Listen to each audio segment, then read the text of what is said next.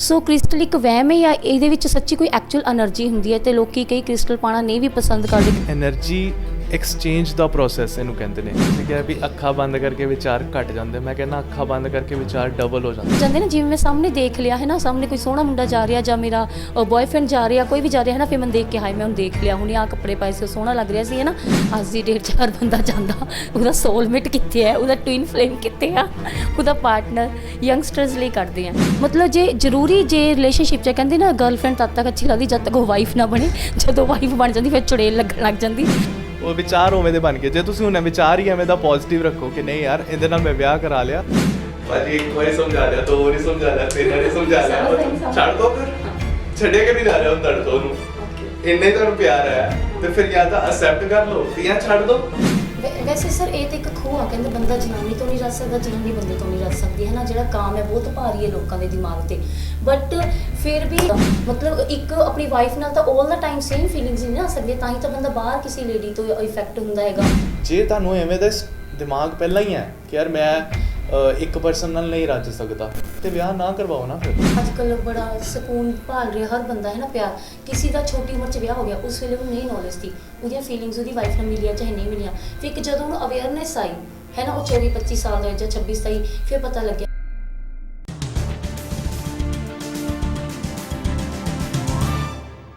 ਸਤਿ ਸ਼੍ਰੀ ਅਕਾਲ ਜੀ, ਮੈਂ ਹਾਂ ਤੁਹਾਡੀ ਆਪਣੀ ਰਾਧਿਕਾ ਸ਼ਰਮਾ ਤੇ ਪੰਜਾਬ 24 ਤੇ ਕਰਦੇ ਹਾਂ ਨਿੱਘਾ ਸਵਾਗਤ। ਟੈਰੋ ਕਾਰਡ ਅੱਜ ਦੀ ਡੇਟ ਦੇ ਵਿੱਚ ਟੈਰੋ ਕਾਰਡ ਬਹੁਤ ਹੀ ਜ਼ਿਆਦਾ ਫੇਮਸ ਹੋ ਰਿਹਾ ਤੇ ਲੋਕਾਂ ਦਾ ਬਹੁਤ ਹੀ ਜ਼ਿਆਦਾ ਕਿਉਰਿਓਸਿਟੀ ਹੈ ਤੇ ਇੰਟਰਸਟ ਹੈ ਕਿ ਇਹ ਟੈਰੋ ਕਾਰਡ ਹੈ ਕੀ ਹੈ, ਕੀ ਸਾਡੀ ਲਾਈਫ ਦੇ ਬਾਰੇ ਇਹ ਸੱਚੀ ਸਾਨੂੰ ਸਹੀ ਨੌਲੇਜ ਦੇ ਰਿਹਾ ਹੈ ਜਾਂ ਸਹੀ ਗਾਈਡ ਕਰ ਰਿਹਾ ਹੈ। ਸੋ ਇੱਕ ਵਾਰ ਫਿਰ ਤੋਂ ਮੈਂ ਤੁਹਾਡੀ ਮੁਲਾਕਾਤ ਕਰਵਾਉਣ ਜਾ ਰਹੀ ਹਾਂ ਟੈਰੋ ਕਾਰਡ ਰੀਡਰ ਪਾਰਸ ਬਾਵਾ, ਜਿਹੜੇ ਅੱਜ ਦੀ ਡੇਟ 'ਚ ਬਹੁਤ ਜ਼ਿਆਦਾ ਵਾਇਰਲ ਹੋ ਰਹੇ ਨੇ, ਬਹੁਤ ਹੀ ਯੰਗ ਹੈ ਤੇ ਬਹੁਤ ਜ਼ਿਆਦਾ ਘੈਂਟ ਹੈ ਤੇ ਰੀਅਲ ਨੌਲੇਜ ਤੁਹਾਨੂੰ ਦੇਣਗੇ। ਸਭ ਤੋਂ ਬੈਸਟ ਥਿੰਗ ਉਹਨਾਂ ਦੀ ਹੈ ਕਿ ਉਹ ਸਪਿਰਿਚੁਅਲ ਦੇ ਪਾਥ 'ਤੇ ਬਹੁਤ ਹੀ ਜ਼ਿਆਦਾ ਉਹਨਾਂ ਦੀ ਅਵੇਕਨਿੰਗ ਹੋ ਚੁੱਕੀ ਹੈ ਤੇ ਲੋਕਾਂ ਨੂੰ ਰਾਈਟ ਪਾਥ ਦਿੰਦੇ ਨੇ। ਸੋ ਆਓ ਤੁਹਾਡੀ ਗੱਲਬਾਤ ਕਰਵਾਉਂਦੇ ਹਾਂ ਤੇ ਟੈਰੋ ਕਾਰਡ ਬਾਰੇ ਤੁਹਾਨੂੰ ਇੰਟਰੋਡਿਊਸ ਕਰਨਗੇ ਪਾਰਸ ਬਾਵਾ, ਟੈਰੋ ਕਾਰਡ ਰੀਡਰ। ਸਤਿ ਸ਼੍ਰੀ ਅਕਾਲ ਸਰ। ਸਤਿ ਸ਼੍ਰੀ ਅਕਾਲ ਜੀ। ਸਰ ਠੀਕ ਹੋ ਤੁਸੀਂ? ਬਹੁਤ ਵਧੀਆ। ਪੰਜਾਬ 24 ਤੇ ਤੁਹਾਡਾ ਵੈਲਕਮ ਹੈ। Thank you. Sir tarot card reader Paras Bawa, ਸਭ ਤੋਂ ਪਹਿਲਾਂ ਤੁਸੀਂ ਸਾਨੂੰ ਟੈਰੋ ਕਾਰਡ ਬਾਰੇ ਇੰਟਰੋਡਿਊਸ ਕਰਵਾਓਗੇ ਕਿ ਐਕਚੁਅਲ ਦੇ ਵਿੱਚ ਟੈਰੋ ਕਾਰਡ ਹੈ ਕੀ ਆ? ਦੇਖੋ, tarot card readers basically universe ਦੀਆਂ ਵਾਈਬ੍ਰੇਸ਼ਨਸ ਜਾਂ ਯੂਨੀਵਰਸ ਦੀਆਂ ਐਨਰਜੀਜ਼ ਨੂੰ ਆਪਣੇ ਅੰਦਰ ਲਿਆ ਕੇ ਸਾਹਮਣੇ ਵਾਲੇ ਦੀ ਪ੍ਰੋਬਲਮਸ ਨੂੰ ਆਈਡੈਂਟੀਫਾਈ ਕਰਕੇ ਉਹਨਾਂ ਨੂੰ ਗਾਈਡੈਂਸ ਦਿੰਦੇ ਆ। ਇਹ ਕੋਈ ਵਹਿਮ ਭਰਮ ਵਾਲੀ ਚੀਜ਼ ਨਹੀਂ ਹੈ, ਇੱਕ ਗਾਈਡੈਂਸ ਟੂਲ ਹੈ। ਫੋਰ ਐਗਜ਼ਾਮਪਲ ਤੁਹਾਡੇ ਅੰਦਰ ਕੋਈ ਵੀ ਇਮੋਸ਼ਨਲ ਲੈਵਲ ਦੇ ਟਰੋਮਾਸ ਚੱਲਦੇ ਪਏ ਨੇ ਜਾਂ ਤੁਸੀਂ ਕੋਈ ਵੀ ਪਾਸਟ ਦੇ ਇਸ਼ੂਜ਼ ਦੇ ਵਿੱਚ ਸਟਕ ਹੋ, ਉਹ ਤੁਹਾਨੂੰ ਦੱਸ ਦੇਗਾ। ਕਾਰਡਸ ਦੇ ਵਿੱਚੋਂ ਪਤਾ ਲੱਗ ਜਾਏਗਾ ਕਿ ਕਿਹੜੀ ਐਗਜ਼ੈਕਟਲੀ ਪ੍ਰੋਬਲਮ ਹੈ ਜਿਹੜੀ ਤੁਹਾਨੂੰ ਇਸ ਟਾਈਮ ਰੋਕਦੀ ਪਈ ਹੈ ਫਿਊਚਰ ਦੇ ਵਿੱਚ ਅਬੰਡੈਂਸ ਅਟਰੈਕਟ ਕਰਨ ਤੋਂ। ਲਾਈਫ ਦੇ ਵਿੱਚ ਬਹੁਤ ਸਾਰੀਆਂ ਚੀਜ਼ਾਂ ਆਪਾਂ ਨੂੰ ਚਾਹੀਦੀਆਂ ਹੁੰਦੀਆਂ ਨਾ, ਪੈਸਾ ਚਾਹੀਦਾ ਹੁੰਦਾ, ਰਿਲੇਸ਼ਨਸ ਅੱਛੇ ਚਾਹੀਦੇ ਹੁੰਦੇ ਨੇ, ਅੱਛਾ ਬਿਜ਼ਨਸ ਕਾਰੋਬਾਰ ਚਾਹੀਦਾ ਹੁੰਦਾ, ਇਮੋਸ਼ਨਲ ਲੈਵਲਸ 'ਤੇ ਸਟੇਬਿਲਿਟੀ ਚਾਹੀਦੀ ਹੁੰਦੀ ਹੈ। ਜੇ ਆਪਾਂ ਨੂੰ ਇਹ ਸਾਰੀਆਂ ਚੀਜ਼ਾਂ ਨਹੀਂ ਮਿਲਦੀਆਂ ਪਈਆਂ ਨਾ, ਕੋਈ ਤਾਂ ਬਲੋਕੇਜ ਹੋਏਗੀ, ਕਿਸੇ ਜਗ੍ਹਾ 'ਤੇ ਤਾਂ ਪ੍ਰੋਬਲਮ ਹੋਏਗੀ। ਫਿਰ ਉਹ ਪ੍ਰੋਬਲਮਸ ਨੂੰ ਆਪਾਂ ਆਈਡੈਂਟੀਫਾਈ ਕਰਦੇ ਹਾਂ ਇਸ ਕਾਰਡਸ ਦੇ ਥਰੂ। ਕੋਈ ਵਹਿਮ ਨਹੀਂ ਹੈ। ਓਕੇ, ਚਲੋ ਸਰ ਇੱਕ ਪ੍ਰੈਕਟੀਕਲ ਹੋ ਜਾਵੇ, ਤੁਸੀਂ ਇੱਕ ਪ੍ਰੈਕਟੀਕਲ ਸਾਨੂੰ ਕਰਕੇ ਦਿਖਾਓ। ਕਰੰਟ ਸਿਚੁਏਸ਼ਨ, ਕਰੰਟ ਐਨਰਜੀਜ਼ ਕੀ ਚੱਲ ਰਹੀਆਂ ਨੇ, ਮੇਰੇ 'ਤੇ ਹੀ ਕਰ ਦਿਓ ਪ੍ਰੈਕਟੀਕਲ ਤੁਸੀਂ ਕਿ ਮੇਰੀ ਕਰੰਟ ਮਾਈਂਡ ਸਿਚੁਏਸ਼ਨ ਕੀ ਚੱਲ ਰਹੀ ਆ। ਠੀਕ ਹੈ ਜੀ। ਓਕੇ, ਸੋ ਆਓ ਦੇਖਦੇ ਹਾਂ ਕਿਵੇਂ ਸਰ ਕਰਦੇ ਨੇ। Let's see. ਬੇਸਿਕਲੀ ਇਹਦੇ ਵਿੱਚ 78 ਕਾਰਡਸ ਹੁੰਦੇ ਨੇ। 28 ਮੇਜਰ ਆਰਕਾਨਾ ਕਹਿੰਦੇ ਆ। ਮੇਜਰ ਆਰਕਾਨਾ ਮਤਲਬ ਜਿਹੜੇ ਤੁਹਾਡੇ ਲਾਈਫ ਦੇ ਵਿੱਚ ਮੇਜਰ ਈਵੈਂਟਸ ਹੋ ਰਹੇ ਨੇ ਨਾ। ਫੋਰ ਐਗਜ਼ਾਮਪਲ ਕੋਈ ਨਵੀਂ ਜੋਬ ਲੱਗ ਰਹੀ ਹੈ, ਕੋਈ ਰਿਲੇਸ਼ਨਸ਼ਿਪ ਨਵਾਂ ਸਟਾਰਟ ਹੋ ਰਿਹਾ, ਮੈਰਿਜ ਵਾਸਤੇ ਕੋਈ ਵੀ ਹੋ ਰਹੀ ਹੈ ਚੀਜ਼, ਜਾਂ ਕੋਈ ਵੀ ਤੁਹਾਡੇ ਲਾਈਫ ਦੇ ਵਿੱਚ ਕਿਸੇ ਦੀ ਡੈਥ ਹੋ ਗਈ, ਜਾਂ ਤੁਸੀਂ ਇੱਕ ਇਮੀਡੀਏਟਲੀ ਕਿਸੇ ਜਗ੍ਹਾ 'ਤੇ ਸ਼ਿਫਟ ਕੀਤਾ ਨਵੀਂ ਜਗ੍ਹਾ 'ਤੇ। ਇਹ ਸਾਰੀਆਂ ਚੀਜ਼ਾਂ ਮੇਜਰ ਅਰਕਾਨਾ 'ਚ ਦਿਖਦੀਆਂ। ਬਾਕੀ 56 ਕਾਰਡਸ ਨੇ, ਉਹ ਵੱਖਰੇ ਨੇ, 14 ਈਚ ਆਫ ਡਿਫਰੈਂਟ ਕਲਰਸ। ਮਤਲਬ ਇੱਕ ਵੌਂਡਸ ਹੁੰਦਾ, ਇੱਕ ਕਪਸ ਹੁੰਦੇ ਨੇ, ਇੱਕ ਪੈਂਟੀਕਲਸ ਹੁੰਦੇ ਨੇ ਅਤੇ ਇੱਕ ਸਵॉर्ड्स ਹੁੰਦੇ ਨੇ। ਇਹ ਸਾਰੇ ਡਿਫਰੈਂਟ ਚੀਜ਼ਾਂ ਨੂੰ ਦੱਸਦੇ ਨੇ। ਸੋ ਆਪਾਂ ਤੁਹਾਡੀਆਂ ਐਨਰਜੀਜ਼ ਚੈੱਕ ਕਰਦੇ ਹਾਂ ਪਹਿਲਾਂ। ਆਪਣਾ ਨਾਮ, date of birth. Okay, Priksha, my real name is Priksha. Date of birth Anandpur Sahib and 5 AM। ਯਾ ਫੋਟੋ ਦੀ ਲੋੜ ਨਹੀਂ, ਮੈਂ ਤੁਹਾਡੇ ਸਾਹਮਣੇ ਬੈਠੀ ਹਾਂ।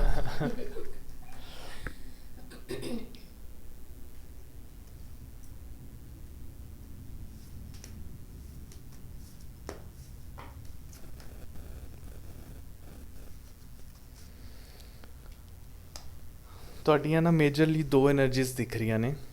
ਇੱਕ ਤਾਂ ਤੁਸੀਂ ਆਪਣੇ ਇਮੋਸ਼ਨਸ ਨੂੰ ਬਹੁਤ ਹੀ ਜ਼ਿਆਦਾ ਸਟਰੋਂਗਲੀ ਬੈਲੈਂਸ ਕਰਨਾ ਸਿੱਖੇ ਹੋ।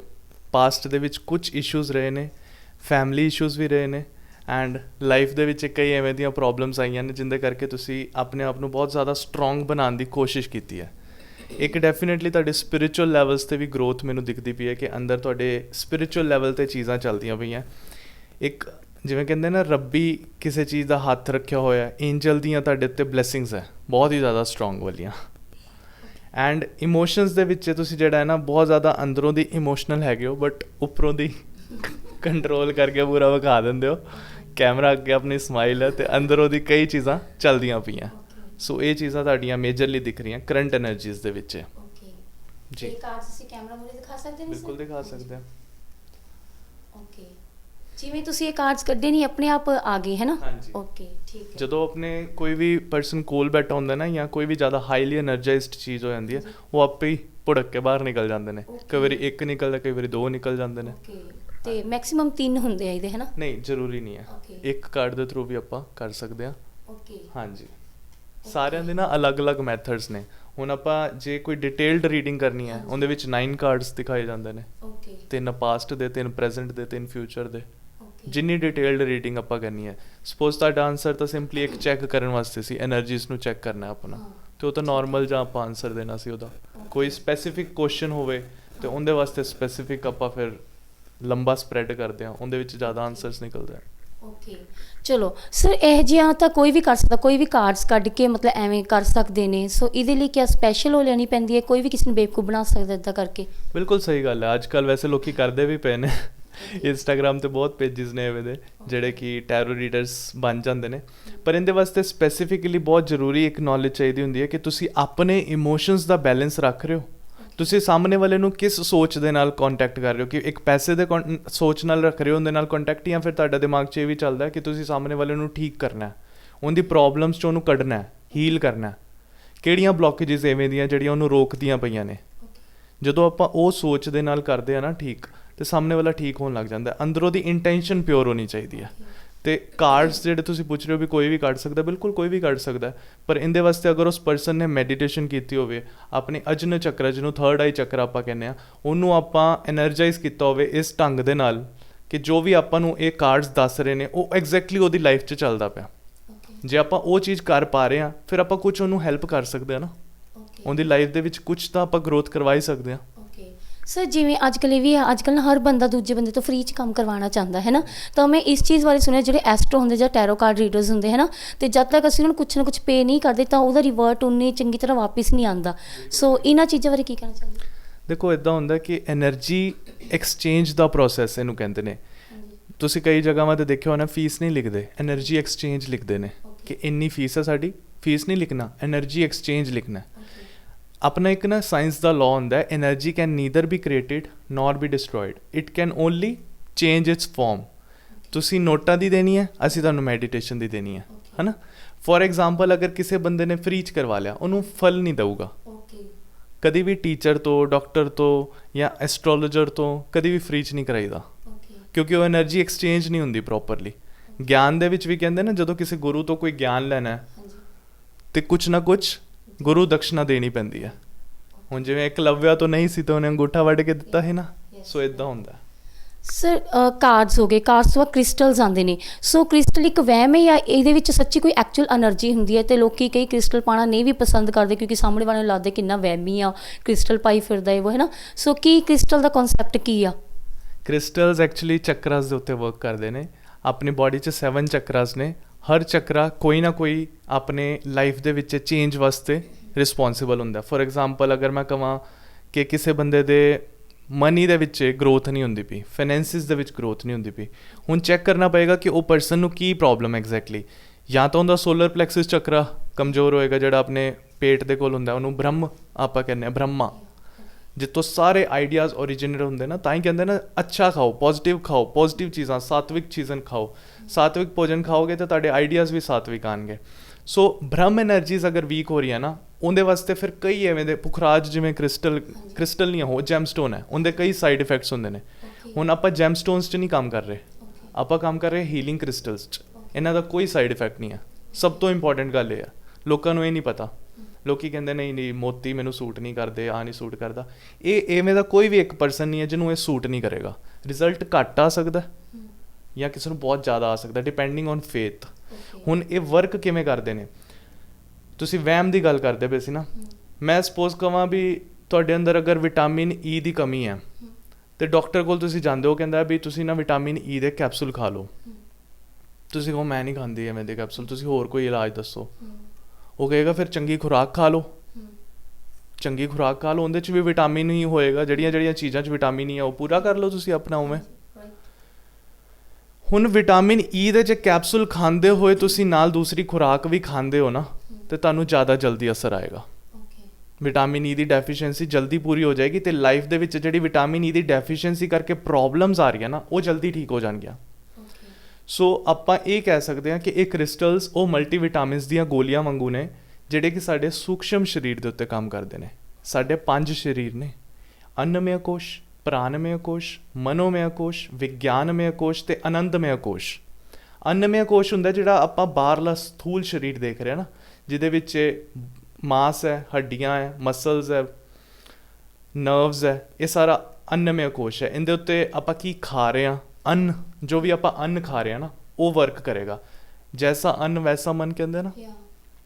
ਸੋ ਅੰਨਮਯ ਕੋਸ਼ ਬੇਸਿਕਲੀ ਆਊਟਰ ਲੇਅਰ ਹੈ। ਸੈਕਿੰਡ ਆਉਂਦੀ ਹੈ ਪ੍ਰਾਣਮਯ ਕੋਸ਼, ਜਿੱਥੇ ਪ੍ਰਾਣ ਊਰਜਾ ਹੈ, ਸਾਡੀ ਪ੍ਰਾਣ ਸ਼ਕਤੀ ਹੈ ਜਿੱਥੇ ਬੇਸਿਕਲੀ। ਸੋ ਪ੍ਰਾਣਮਯ ਕੋਸ਼ ਦੇ ਵਿੱਚ ਸਾਡੇ ਸਾਹ ਚੱਲ ਰਹੇ ਨੇ। ਆਪਾਂ ਜਦੋਂ ਕੋਈ ਮਰਦਾ ਕਹਿੰਦੇ ਨਾ ਕਿ ਪ੍ਰਾਣ ਤਿਆਗਤੇ ਇਹਨਾਂ ਨੇ, ਹੈ ਨਾ। ਪ੍ਰਾਣ ਉੱਥੇ ਬੈਠੇ ਨੇ ਸੈਕਿੰਡ ਲੇਅਰ 'ਤੇ, ਪ੍ਰਾਣਮਯ ਕੋਸ਼। ਇਹਦੇ ਵਿੱਚ 7 ਚੱਕਰਾਸ ਨੇ, ਮੂਲਧਾਰ ਚੱਕਰ, ਸਵਾਧਿਸ਼ਟਾਨ ਚੱਕਰ, ਮਨੀਪੁਰ ਚੱਕਰ, ਅਨਹਤ ਚੱਕਰ, ਵਿਸ਼ੁੱਧੀ ਚੱਕਰ, ਅਜਨ ਚੱਕਰ ਤੇ ਸਹਸਰਾ ਚੱਕਰ। ਇਹ 7 ਚੱਕਰਾਸ ਨੇ। ਇਹ ਚੱਕਰਾਸ ਨੂੰ ਅਗਰ ਆਪਾਂ ਬੈਲੈਂਸ ਕਰਕੇ ਲਾਈਫ ਨੂੰ ਚਲਾਉਂਦੇ ਆ ਨਾ, ਤਾਂ ਬਹੁਤ ਹੀ ਵਧੀਆ ਲਾਈਫ ਹੋ ਜਾਂਦੀ ਆ। ਅਬੰਡੈਂਸ ਅਟਰੈਕਟ ਕਰ ਸਕਦੇ ਹਾਂ ਆਪਾਂ, ਕੁਝ ਵੀ ਮੈਨੀਫੈਸਟ ਕਰ ਸਕਦੇ ਹਾਂ। ਸੋ ਕ੍ਰਿਸਟਲਸ ਉਸ ਲੇਅਰ ਦੇ ਉੱਤੇ ਕੰਮ ਕਰਦੇ ਨੇ, ਪ੍ਰਾਣਮਯ ਕੋਸ਼ 'ਤੇ। ਜਦੋਂ ਪ੍ਰਾਣਮਯ ਕੋਸ਼ ਬੈਲੈਂਸ ਹੋ ਜਾਂਦਾ ਨਾ, ਉਦੋਂ ਸਾਡਾ ਮਨ ਵੀ ਕੰਟਰੋਲ 'ਚ ਆਉਣ ਲੱਗ ਜਾਂਦਾ। ਮਨ ਹੀ ਹੈ ਜਿਹੜਾ ਬੇਸਿਕਲੀ ਸਾਨੂੰ ਇੱਧਰ ਉੱਧਰ ਭਟਕਾ ਰਿਹਾ। ਜਦੋਂ ਮਨ ਕੰਟਰੋਲ 'ਚ ਆ ਜਾਂਦਾ ਨਾ, ਫੋਰ ਐਗਜ਼ਾਮਪਲ ਕਿਸੇ ਪਰਸਨ ਨੂੰ ਹੈ ਯਾਰ ਮੇਰਾ ਵਿਆਹ ਨਹੀਂ ਹੋ ਰਿਹਾ, ਮੇਰਾ ਵਿਆਹ ਨਹੀਂ ਹੋ ਰਿਹਾ, ਹੈ ਨਾ। ਉਹਦਾ ਮਨ ਜਿਹੜਾ ਨਾ, ਉਹ ਉਸੇ ਸਟੇਟ ਆਫ ਮਾਈਂਡ ਦੇ ਵਿੱਚ ਹੀ ਹੈ ਕਿ ਯਾਰ ਮੈਂ ਤਾਂ ਦੁਖੀ ਹਾਂ, ਮੇਰਾ ਤਾਂ ਮਨ ਹੀ ਖਰਾਬ ਰਹਿੰਦਾ, ਮੇਰਾ ਤਾਂ ਆਹ ਹੁੰਦਾ ਹੀ ਨਹੀਂ ਪਿਆ, ਜਾਂ ਮੇਰੇ ਤੋਂ ਆਹ ਪਾਰਟਨਰ ਨਹੀਂ ਅਟਰੈਕਟ ਹੋ ਰਿਹਾ, ਜਾਂ ਮੇਰੇ ਤੋਂ ਪੈਸਾ ਨਹੀਂ ਆ ਰਿਹਾ, ਜਾਂ ਮੇਰੇ ਤੋਂ ਆਹ ਕੰਮ ਨਹੀਂ ਹੁੰਦਾ ਪਿਆ। ਸਾਰਾ ਦਿਮਾਗ ਦੇ ਵਿੱਚ ਨਾ ਉਹੀ ਥੋਟ ਚੱਲਦਾ ਰਹਿੰਦਾ, ਅਤੇ ਉਹਦੇ ਨਾਲ ਆਪਾਂ ਇੱਕ ਲੋ ਵਾਈਬ੍ਰੇਸ਼ਨ ਫ੍ਰੀਕੁਐਂਸੀ ਕ੍ਰੀਏਟ ਕਰਦੇ ਹਾਂ। ਜਦੋਂ ਆਪਾਂ ਬਾਰ-ਬਾਰ ਉਸ ਲੋ ਫ੍ਰੀਕੁਐਂਸੀ 'ਚ ਰਹਿੰਦੇ ਹਾਂ ਨਾ, ਸਾਡੀ ਲਾਈਫ 'ਚ ਉਵੇਂ ਦੀਆਂ ਚੀਜ਼ਾਂ ਮਿਲਣ ਲੱਗ ਜਾਂਦੀਆਂ। ਜੇ ਆਪਾਂ ਮਨਹੂਸ ਰਹਿੰਦੇ ਹਾਂ, ਮਨਹੂਸੀਅਤ ਹੀ ਅਟਰੈਕਟ ਹੋਣ ਲੱਗ ਜਾਂਦੀ ਹੈ। ਜੇ ਆਪਾਂ ਖੁਸ਼ ਰਹਿੰਦੇ ਹਾਂ, ਖੁਸ਼ੀਆਂ ਆਉਣ ਲੱਗ ਜਾਂਦੀਆਂ। ਸੋ ਕ੍ਰਿਸਟਲਸ ਇਹ ਮਲਟੀਵਿਟਾਮਿਨਸ ਨੇ, ਤੁਹਾਡੇ ਉਹ ਐਨਰਜੀ ਸਰਕਲਸ ਦੇ ਉੱਤੇ ਵਰਕ ਕਰਨਗੇ। ਚੱਕਰਾ ਮਤਲਬ ਵੀਲ। ਜੇ ਚੱਕਰਾ ਸਹੀ ਤਰੀਕੇ ਨਾਲ ਘੁੰਮਦੇ ਪਏ ਨਾ, ਸਾਡੇ ਸਾਰੇ ਡਾਇਰੈਕਸ਼ਨ ਕਲੌਕਵਾਈਜ਼ ਨੇ ਤੇ ਅੱਛੇ ਤਰੀਕੇ ਨਾਲ ਫਲੋ ਕਰ ਰਹੇ, ਕੋਈ ਬਲੋਕੇਜ ਨਹੀਂ, ਫਿਰ ਸਾਨੂੰ ਇੱਕ ਅੰਦਰੋਂ ਦੀ ਵੈਸੀ ਖੁਸ਼ੀ ਨੂਰ ਫੀਲ ਹੁੰਦਾ, ਚਿਹਰੇ 'ਤੇ ਵੀ ਉਹ ਨੂਰ ਆਉਣ ਲੱਗ ਜਾਂਦਾ। ਬਟ ਸਰ ਅੱਜ ਦੀ ਡੇਟ 'ਚ ਹਰ ਇੱਕ ਇਨਸਾਨ ਇੰਨਾ ਬਿਜ਼ੀ ਹੈ, they don't have time to sit properly, ਹੈ ਨਾ। ਅਤੇ ਅੱਖਾਂ ਬੰਦ ਕਰਕੇ ਮਨ ਸਟਾਰਟ ਹੁੰਦਾ ਸਾਡੀ ਅੱਖਾਂ ਤੋਂ। ਕਹਿੰਦੇ ਜੇ ਅੱਖਾਂ 'ਤੇ ਪੱਟੀ ਬੰਨ੍ਹ ਲਵੇ, ਅੱਧੇ ਵਿਚਾਰ ਤਾਂ ਆਪਣੇ ਆਪ ਹੀ ਖਤਮ ਹੋ ਜਾਂਦੇ। ਜਿਵੇਂ ਓਸ਼ੋ ਸੈਂਟਰ 'ਚ ਅੱਖਾਂ ਪੱਟੀ ਬੰਨ੍ਹ ਕੇ ਕਰਾਉਂਦੇ ਹੁੰਦੇ ਸੀ ਨਾ, ਕਿ ਅੱਧੇ ਬੰਦੇ ਦੇ ਵਿਚਾਰ ਖਤਮ ਹੈ, ਕਿਉਂਕਿ ਅਸੀਂ ਜੋ ਦੇਖਦੇ ਹਾਂ ਉਹੀ ਸਾਹਮਣੇ ਫਿਰ ਕ੍ਰੀਏਟੀਵਿਟੀ ਚੱਲਣ ਲੱਗ ਜਾਂਦੀ। ਬਟ ਇੱਕ ਹੋਰ ਗੱਲ ਕਹਿੰਦੇ, ਪਹਿਲਾ ਸੁੱਖ ਨਿਰੋਗੀ ਕਾਇਆ। ਜੇ ਤੁਹਾਡੀ ਸਿਹਤ ਹੀ ਨਹੀਂ ਠੀਕ, ਤੁਸੀਂ ਬਿਮਾਰ ਹੋ, ਫਿਰ ਕਿੱਥੇ ਤੁਸੀਂ ਮਤਲਬ ਕਿੱਦਾਂ ਬੈਠ ਸਕਦੇ ਹੋ ਮੈਡੀਟੇਸ਼ਨ ਕਰਨ ਦੇ ਲਈ? ਕਿਆ ਉਸ ਦੇ ਵਿੱਚ ਇਹ ਕ੍ਰਿਸਟਲਸ ਕਰਦੇ ਨੇ, ਵਰਕ ਕਰਦੇ ਨੇ? ਉਹ ਆਪ ਨਹੀਂ ਮੈਡੀਟੇਸ਼ਨ ਕਰ ਰਿਹਾ ਤੇ ਤੁਹਾਡਾ ਕ੍ਰਿਸਟਲ ਉਹਨੂੰ ਠੀਕ ਕਰ ਦੂਗਾ? 2 ਚੀਜ਼ਾਂ ਪਹਿਲਾਂ ਮੈਂ ਦੱਸਾਂਗਾ। ਤੁਸੀਂ ਕਿਹਾ ਵੀ ਅੱਖਾਂ ਬੰਦ ਕਰਕੇ ਵਿਚਾਰ ਘਟ ਜਾਂਦੇ, ਮੈਂ ਕਹਿੰਦਾ ਅੱਖਾਂ ਬੰਦ ਕਰਕੇ ਵਿਚਾਰ ਡਬਲ ਹੋ ਜਾਂਦੇ ਆ। ਅੱਛਾ ਜੀ। ਬਿਲਕੁਲ। ਤੁਸੀਂ ਉਹਨੇ ਅੱਖਾਂ ਬੰਦ ਕਰ ਲਓਗੇ ਨਾ, ਤੁਹਾਨੂੰ ਇਹ ਲੱਗਣ ਲੱਗ ਜਾਏਗਾ ਯਾਰ ਆਸ-ਪਾਸ ਕੀ ਹੋ ਰਿਹਾ, ਤੁਹਾਨੂੰ ਪਰ ਸਵੇਰ ਦੀਆਂ ਵੀ ਥੋਟਸ ਆਉਣ ਲੱਗ ਜਾਣਗੇ, ਨਿਊ ਕ੍ਰੀਏਟ ਹੋ ਜਾਂਦੇ ਨਾ। ਜਿਵੇਂ ਮੈਂ ਸਾਹਮਣੇ ਦੇਖ ਲਿਆ ਹੈ ਨਾ, ਸਾਹਮਣੇ ਕੋਈ ਸੋਹਣਾ ਮੁੰਡਾ ਜਾ ਰਿਹਾ, ਜਾਂ ਮੇਰਾ ਬॉयਫ੍ਰੈਂਡ ਜਾ ਰਿਹਾ, ਕੋਈ ਵੀ ਜਾ ਰਿਹਾ ਹੈ ਨਾ, ਫਿਰ ਮੈਂ ਦੇਖ ਕੇ ਹਾਏ ਮੈਂ ਉਹਨੂੰ ਦੇਖ ਲਿਆ, ਹੁਣੇ ਆਹ ਕੱਪੜੇ ਪਾਏ ਸੀ, ਉਹ ਸੋਹਣਾ ਲੱਗ ਰਿਹਾ ਸੀ, ਹੈ ਨਾ। ਅਤੇ ਉਹ ਚੀਜ਼ਾਂ ਉਹ ਨਿਊ ਵੀ ਕ੍ਰੀਏਟ ਹੋ ਜਾਂਦੇ। ਜੇ ਉਹਨੂੰ ਨਾ ਦੇਖਦੀ ਤਾਂ ਠੀਕ ਸੀ, ਹੈ ਨਾ। ਇਹ ਨਿਊ ਕ੍ਰੀਏਸ਼ਨਸ ਹੋ ਜਾਂਦੀਆਂ। ਉਹ ਪਹਿਲਾਂ ਵਾਲੇ ਤਾਂ ਚਲੋ ਚੱਲਦੇ ਰਹਿਣੇ। ਤੁਸੀਂ ਐਕਚੁਅਲੀ ਜਿਹੜੀਆਂ ਆਪਾਂ ਅੱਖਾਂ ਦੀ ਗੱਲ ਕਰ ਰਹੇ ਹਾਂ ਨਾ, ਇਹ ਅੱਖਾਂ ਨੂੰ ਬੰਦ ਕਰਕੇ ਕੁਝ ਨਹੀਂ ਹੁੰਦਾ, ਮਨ ਦੀਆਂ ਅੱਖਾਂ ਨੂੰ ਬੰਦ ਕਰਨਾ ਪੈਂਦਾ। ਜਦੋਂ ਤੁਸੀਂ ਮਨ ਦੀਆਂ ਅੱਖਾਂ ਬੰਦ ਕਰ ਲੈਂਦੇ ਹੋ ਨਾ, ਸਾਹਮਣੇ ਭਾਵੇਂ ਸ਼ਾਹਰੁਖ ਖਾਨ ਵੀ ਨਿਕਲਦਾ ਪਿਆ ਨਾ, ਤੁਹਾਡੇ ਦਿਮਾਗ ਦੇ ਵਿੱਚ ਸ਼ਾਂਤੀ ਹੋਏਗੀ, ਇੱਕ ਸਟੇਬਿਲਿਟੀ ਆ ਜਾਏਗੀ। ਸੈਕਿੰਡ ਚੀਜ਼ ਹੈ ਕਿ ਤੁਸੀਂ ਕਿਹਾ ਕ੍ਰਿਸਟਲਸ ਹੈਲਪ ਕਰਦੇ ਨੇ ਮੈਡੀਟੇਸ਼ਨ 'ਚ? ਡੈਫੀਨੇਟਲੀ ਕਰਦੇ ਨੇ।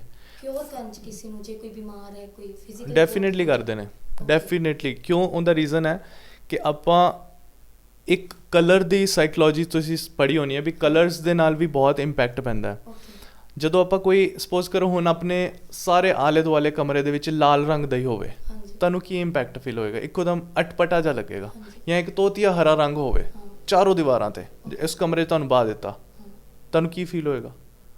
ਬਹੁਤ ਜ਼ਿਆਦਾ ਅਜੀਬ ਜਿਹਾ ਫੀਲ ਹੋਏਗਾ। ਕਲਰ ਸਾਈਕੋਲੋਜੀ ਤਾਂ ਹੈਗੀ ਇਹਦੇ ਵਿੱਚ, ਪਲੱਸ ਜਿਹੜੇ ਇਹ ਚੱਕਰਸ ਦੇ ਉੱਤੇ ਵਰਕ ਕਰਦੇ ਨਾ, ਜਦੋਂ ਉਹ ਬੈਲੈਂਸ ਹੋ ਜਾਂਦੇ ਆ ਨਾ, ਫਿਰ ਉਦੋਂ ਸਾਡੇ ਅੰਦਰ ਇੱਕ ਨਵੀਂ ਊਰਜਾ ਸਟਾਰਟ ਹੋ ਜਾਂਦੀ ਹੈ। ਜਦੋਂ ਇੱਕ ਨਵੀਂ ਊਰਜਾ ਸਟਾਰਟ ਹੁੰਦੀ ਹੈ ਨਾ, ਹੌਲੀ ਹੌਲੀ ਫਿਰ ਸਾਡੀ ਲਾਈਫ 'ਚ ਬੈਲੈਂਸ ਆਉਣ ਲੱਗ ਜਾਂਦਾ ਹੈ।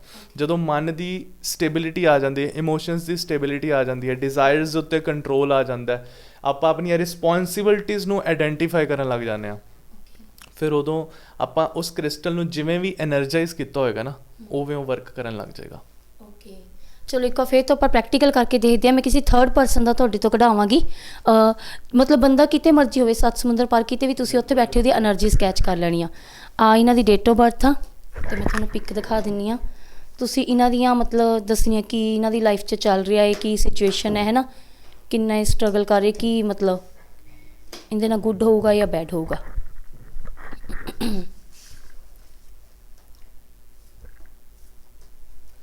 And this is a pic.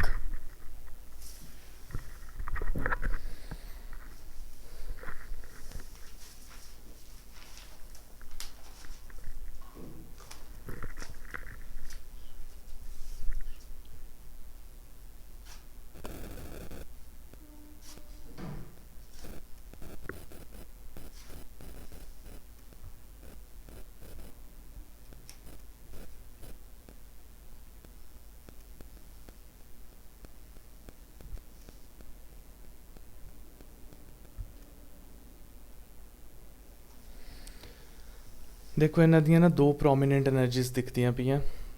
ਇੱਕ ਤਾਂ ਇਹਨਾਂ ਦੀ ਲਾਈਫ ਦੇ ਵਿੱਚ ਕੋਈ ਗਾਈਡ ਹੈਗਾ ਹੈ। ਗਾਈਡ ਜਿਹੜਾ ਹੈਗਾ ਨਾ, ਅੱਜ ਮੈਂ ਆਪਾਂ ਕਾਰਡ ਦਿਖਾ ਰਿਹਾ, ਕੋਈ ਗਾਈਡ ਹੈ ਐਵੇਂ ਦਾ ਜਿਹੜਾ ਪਰਸਨ ਇਹਨਾਂ ਨੂੰ ਲਾਈਫ ਦੇ ਵਿੱਚ ਕਿਵੇਂ ਚੱਲਣਾ ਉਹਦੇ ਵਿੱਚ ਹੈਲਪ ਕਰਦਾ ਪਿਆ।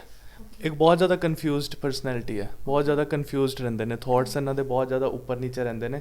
ਕੋਈ ਇੱਕ ਕੰਮ ਕਰਨ ਤੋਂ ਪਹਿਲਾਂ ਇਹਨਾਂ ਨੂੰ ਬਾਰ-ਬਾਰ ਉਸ ਚੀਜ਼ 'ਤੇ ਥੋਟ ਰਿਹਾ ਕੇ ਆਉਣਾ ਪੈਂਦਾ। ਅਤੇ ਇਹ ਪਰਸਨ ਜਿਹੜੇ ਕਹਿ ਰਹੇ ਨਾ ਕਿ ਇਹਨਾਂ ਦੀ ਗਾਈਡ ਹੈ, ਉਹੀ ਇਹਨਾਂ ਨੂੰ ਹੈਲਪ ਕਰਦੇ ਆ ਉਹ ਕਨਫਿਊਜ਼ਨਸ 'ਚੋਂ ਨਿਕਲਣ 'ਤੇ। ਪ੍ਰੈਜ਼ੈਂਟ ਦੇ ਵਿੱਚ ਇਹਨਾਂ ਦੀਆਂ ਐਨਰਜੀਜ਼ ਐਵੇਂ ਦੀਆਂ ਨੇ ਕਿ ਇਹਨਾਂ ਦੇ ਦਿਮਾਗ 'ਚ ਇੱਕ ਤਾਂ ਮਨੀ ਦੇ ਰਿਲੇਟਿਡ ਥੋਟਸ ਚੱਲਦੇ ਪਏ ਨੇ, ਫਾਈਨੈਂਸਿਸ ਦੇ ਉੱਤੇ ਬਹੁਤ ਜ਼ਿਆਦਾ ਇਹਨਾਂ ਦੇ ਚੱਲਦੇ ਪਏ ਨੇ। ਕੁਛ ਇੱਕ ਨਵਾਂ ਸਟਾਰਟ ਵੀ ਹੋ ਰਿਹਾ ਇਹਨਾਂ ਦੀ ਲਾਈਫ ਦੇ ਵਿੱਚ। ਐਂਡ ਮੈਰਿਡ ਪਰਸਨ, ਡਿਵੋਰਸੀ ਹੈ, ਮੈਰਿਜ ਦੇ ਥੋਟਸ ਚੱਲਦੇ ਪਏ ਨੇ। ਮੈਰਿਜ ਵਗੈਰਾ ਕਿਵੇਂ ਅੱਗੋਂ ਦੀ ਸਟੇਬਿਲਿਟੀ ਆਏਗੀ ਰਿਲੇਸ਼ਨਸ ਦੇ ਵਿੱਚ, ਉਹ ਥੋਟਸ ਚੱਲਦੇ ਪਏ ਨੇ। ਇੱਕ ਇਸ ਟਾਈਮ ਪੌਜ਼ ਵਾਲੀ ਸਿਚੁਏਸ਼ਨ 'ਚ ਸਮਝ ਨਹੀਂ ਆ ਰਿਹਾ ਕੀ ਕਰਨਾ। ਸੋ ਮੈਰਿਜ ਵਗੈਰਾ ਇਹਨਾਂ ਦੀ ਆਉਣ ਵਾਲੇ 7 to 8 months ਤੋਂ ਬਾਅਦ ਚਾਂਸਿਸ ਹੈਗੇ ਨੇ। ਪਰ ਜੇ ਬੰਦਾ ਕਹੇ ਮੈਂ ਕਰਾਣੀ ਨਹੀਂ ਮੈਰਿਜ, ਮਤਲਬ ਸਿਰਫ ਇੱਕ ਸਿਆਪਾ ਹੀ ਹੈ ਵਿਆਹ ਕਰਾਉਣਾ।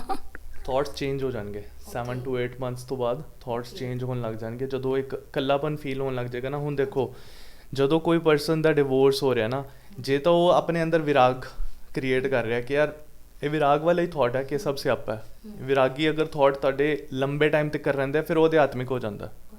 ਜੇ ਤਾਂ ਉਹ ਅਧਿਆਤਮਿਕ ਹੋ ਗਿਆ ਫਿਰ ਤਾਂ ਉਹਦੇ ਲਾਈਫ ਦਾ ਪਰਪਸ ਸੋਲਵ ਹੋ ਗਿਆ।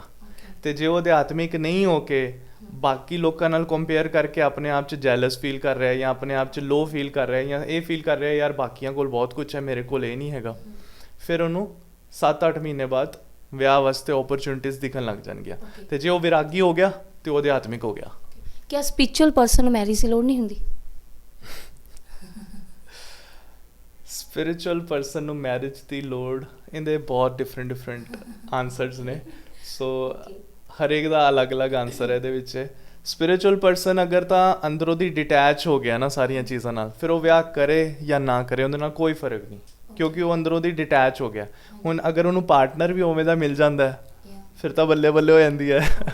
ਅਤੇ ਜੇ ਪਾਰਟਨਰ ਮਿਲ ਗਿਆ ਬਹੁਤ ਜ਼ਿਆਦਾ ਡਿਜ਼ਾਇਰਸ ਵਾਲਾ ਅਤੇ ਆਪ ਉਹਦੀਆਂ ਡਿਜ਼ਾਇਰਸ ਨਹੀਂ ਹੈਗੀਆਂ, ਫਿਰ ਵਿਆਹ ਕਰਾ ਕੇ ਹੋ ਸਕਦਾ ਉਹਦੇ ਸਪਿਰਿਚੁਅਲ ਪਾਥ 'ਤੇ ਥੋੜ੍ਹੀ ਜਿਹੀ ਇੰਬੈਲੈਂਸਿੰਗ ਹੋ ਜਾਏ। ਪਰ ਜੇ ਉਹ ਪਰਸਨ ਦਾ ਆਪਣਾ ਔਰਾ ਇੰਨਾ ਜ਼ਿਆਦਾ ਸਟਰੋਂਗ ਹੈ ਕਿ ਉਹ ਆਪਣੇ ਪਾਰਟਨਰ ਨੂੰ ਉਵੇਂ ਦਾ ਹੀ ਬਣਾ ਦੇ, ਡਿਜ਼ਾਇਰਸ ਤੋਂ ਮੁਕਤ ਕਰਾ ਦੇ ਅਤੇ ਡਿਟੈਚ ਹੋ ਕੇ ਲਾਈਫ। ਡਿਟੈਚਮੈਂਟ ਦਾ ਮਤਲਬ ਸਮਝਦੇ ਹੋ? Detachment does not mean you own nothing. Detachment ਦਾ ਇਹ ਮਤਲਬ ਨਹੀਂ ਹੈ ਕਿ ਤੁਹਾਡੇ ਕੋਲ ਕੁਝ ਨਹੀਂ ਹੈ। Detachment simply means nothing onus you. ਸਮਝੇ ਦਾ ਮਤਲਬ ਇਹ ਨਹੀਂ ਹੈ ਕਿ ਤੁਸੀਂ ਕਿਸੇ ਦੇ ਵੱਸ 'ਚ ਨਹੀਂ ਆਉਣਾ ਕਿਸੇ ਵੀ ਚੀਜ਼ 'ਤੇ। ਯਾਰ ਮੈਨੂੰ ਆਹ ਗੱਡੀ ਚਾਹੀਦੀ, ਯਾਰ ਜੇ ਨਾ ਮਿਲੀ ਯਾਰ ਮੈਨੂੰ ਤਾਂ ਤਕਲੀਫ ਹੋਏਗੀ। ਗੱਡੀ ਚਾਹੀਦੀ ਹੈ, ਮਿਲ ਗਈ ਯਾਰ ਕੋਈ ਗੱਲ ਨਹੀਂ, ਤੁਸੀਂ ਖਰੀਦ ਲੈਣਾ ਗੱਡੀ, ਪਰ ਤੁਸੀਂ ਉਹਦੇ ਵੱਸ 'ਚ ਨਹੀਂ ਹੋਣਾ। ਕੋਈ ਵੀ ਚੀਜ਼ ਤੁਹਾਨੂੰ ਵੱਸ 'ਚ ਕਰ ਲੈਂਦੀ ਹੈ ਨਾ, ਤੁਸੀਂ ਅਟੈਚ ਹੋ ਕੇ ਇਸ ਜ਼ਿੰਦਗੀ 'ਚ ਜੀ ਰਹੇ ਹੋ। ਕਰਦੇ ਰਹੋ, ਸਾਰਾ ਕੁਝ ਕਰੋ, ਪਰ ਇੰਨਾ ਜ਼ਿਆਦਾ ਅਟੈਚ ਨਾ ਹੋ ਜਾਓ ਕਿ ਤੁਸੀਂ ਆਪਣੇ ਮੈਂਟਲ ਪੀਸ ਨੂੰ ਹੀ ਖੋ ਦਿਓ ਉਸ ਚੀਜ਼ ਪਿੱਛੇ। ਸੋ ਤੁਸੀਂ ਦੇਖ ਲਿਆ ਕਿਵੇਂ ਸਰ ਇੱਕ ਅਸੀਂ ਆਡੀਅנס ਲਈ ਜੇ ਕਰਨਾ ਚਾਹੁੰਦੇ ਹੋਵੇ ਕੁਝ ਕਰੀਏ। ਚਲੋ ਕਰਕੇ ਦੇਖਦੇ ਹਾਂ। ਚਲੋ this is for the audience ਕਿ ਮਾਈ ਸਿਚੁਏਸ਼ਨ ਆਫ ਮਾਈਂਡ ਕੱਢਾਂਗੇ, ਕੀ ਕੱਢਾਂਗੇ ਅਸੀਂ ਇਹਨਾਂ ਦਾ ਕਹਿੰਦੀ ਲਾਈਫ।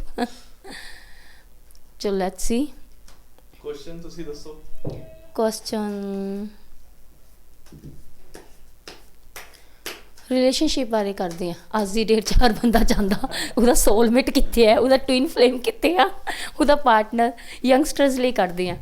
ਸੋ ਕੁਐਸਚਨ ਇਹ ਹੈ ਕਿ ਰਿਲੇਸ਼ਨਸ਼ਿਪ ਦਾ ਫਿਊਚਰ ਕੀ ਹੈ, ਹੈ ਨਾ? ਠੀਕ ਹੈ, ਰਾਈਟ।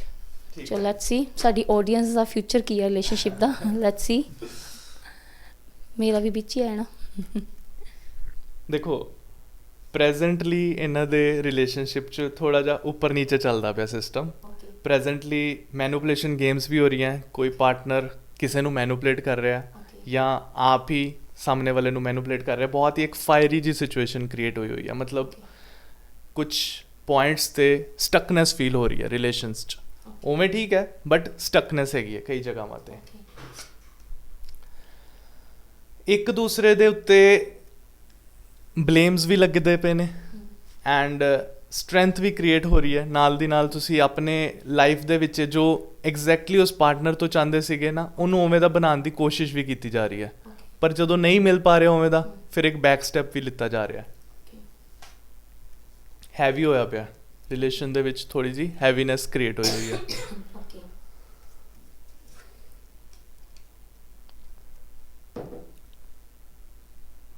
ਫਾਈਨੈਂਸਿਸ ਦੇ ਲੈਵਲ 'ਤੇ ਵੀ ਕੁਝ ਰਿਲੇਸ਼ਨਸ਼ਿਪ ਦੇ ਵਿੱਚ ਇਸ਼ੂਜ਼ ਦਿਖਦੇ ਪਏ ਨੇ ਕਿ ਫਾਈਨੈਂਸਿਸ ਦੇ ਕਰਕੇ ਤੁਹਾਡੇ ਰਿਲੇਸ਼ਨ 'ਚ ਕੋਈ ਟਰਬਲਸ ਆ ਰਹੀਆਂ ਨੇ।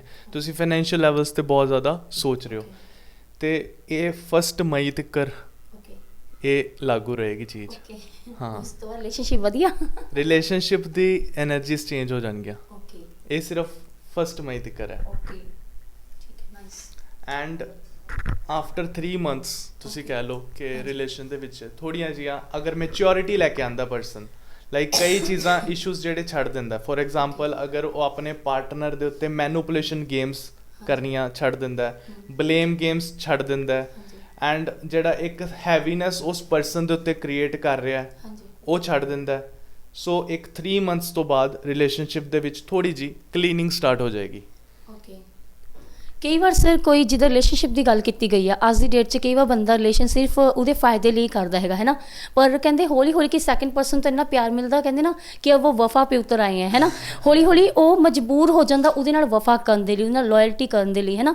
ਬਟ ਫਿਰ ਵੀ ਜਿਹੜਾ ਇੱਕ ਪਰਸਨ ਹੈ ਉਹ ਆਪਣੇ ਪੂਰੇ ਐਫਰਟਸ ਲਗਾ ਰਿਹਾ, ਮਤਲਬ ਫਾਈਨੈਂਸ਼ੀਅਲੀ, ਫਿਜ਼ੀਕਲੀ, ਮੈਂਟਲੀ, ਟੋਟਲੀ, ਹੈ ਨਾ। ਬਟ ਸੈਕਿੰਡ ਪਰਸਨ ਵੱਲੋਂ ਇੰਨੇ ਐਫਰਟਸ ਨਹੀਂ ਹੁੰਦੇ।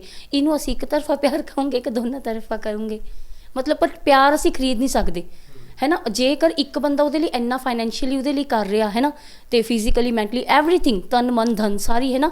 ਬਟ ਉਹ ਪਿਆਰ ਵੀ ਤਾਂ ਦੇ ਰਿਹਾ ਨਾ, ਉਹਨੂੰ ਬਦਲੇ 'ਚੋਂ ਪੈਸਾ ਨਹੀਂ ਦੇ ਸਕਦਾ, ਉਹ ਪਿਆਰ ਦੇ ਰਿਹਾ ਤੁਹਾਨੂੰ। ਬਟ ਪਿਆਰ ਨੂੰ ਅਸੀਂ ਖਰੀਦ ਹੀ ਨਹੀਂ ਸਕਦੇ, ਕਿਸੇ ਬਾਜ਼ਾਰ 'ਚ ਪਿਆਰ ਨਹੀਂ ਮਿਲਦਾ, ਹੈ ਨਾ। ਫਿਰ ਇਹਨੂੰ ਅਸੀਂ ਇਕੁਅਲ ਕਰ ਦਾਂਗੇ ਕਿ ਕਿਵੇਂ ਆ ਇਹ ਕਿ ਸਾਹਮਣੇ ਵਾਲਾ ਗੇਮ ਖੇਲ ਰਿਹਾ।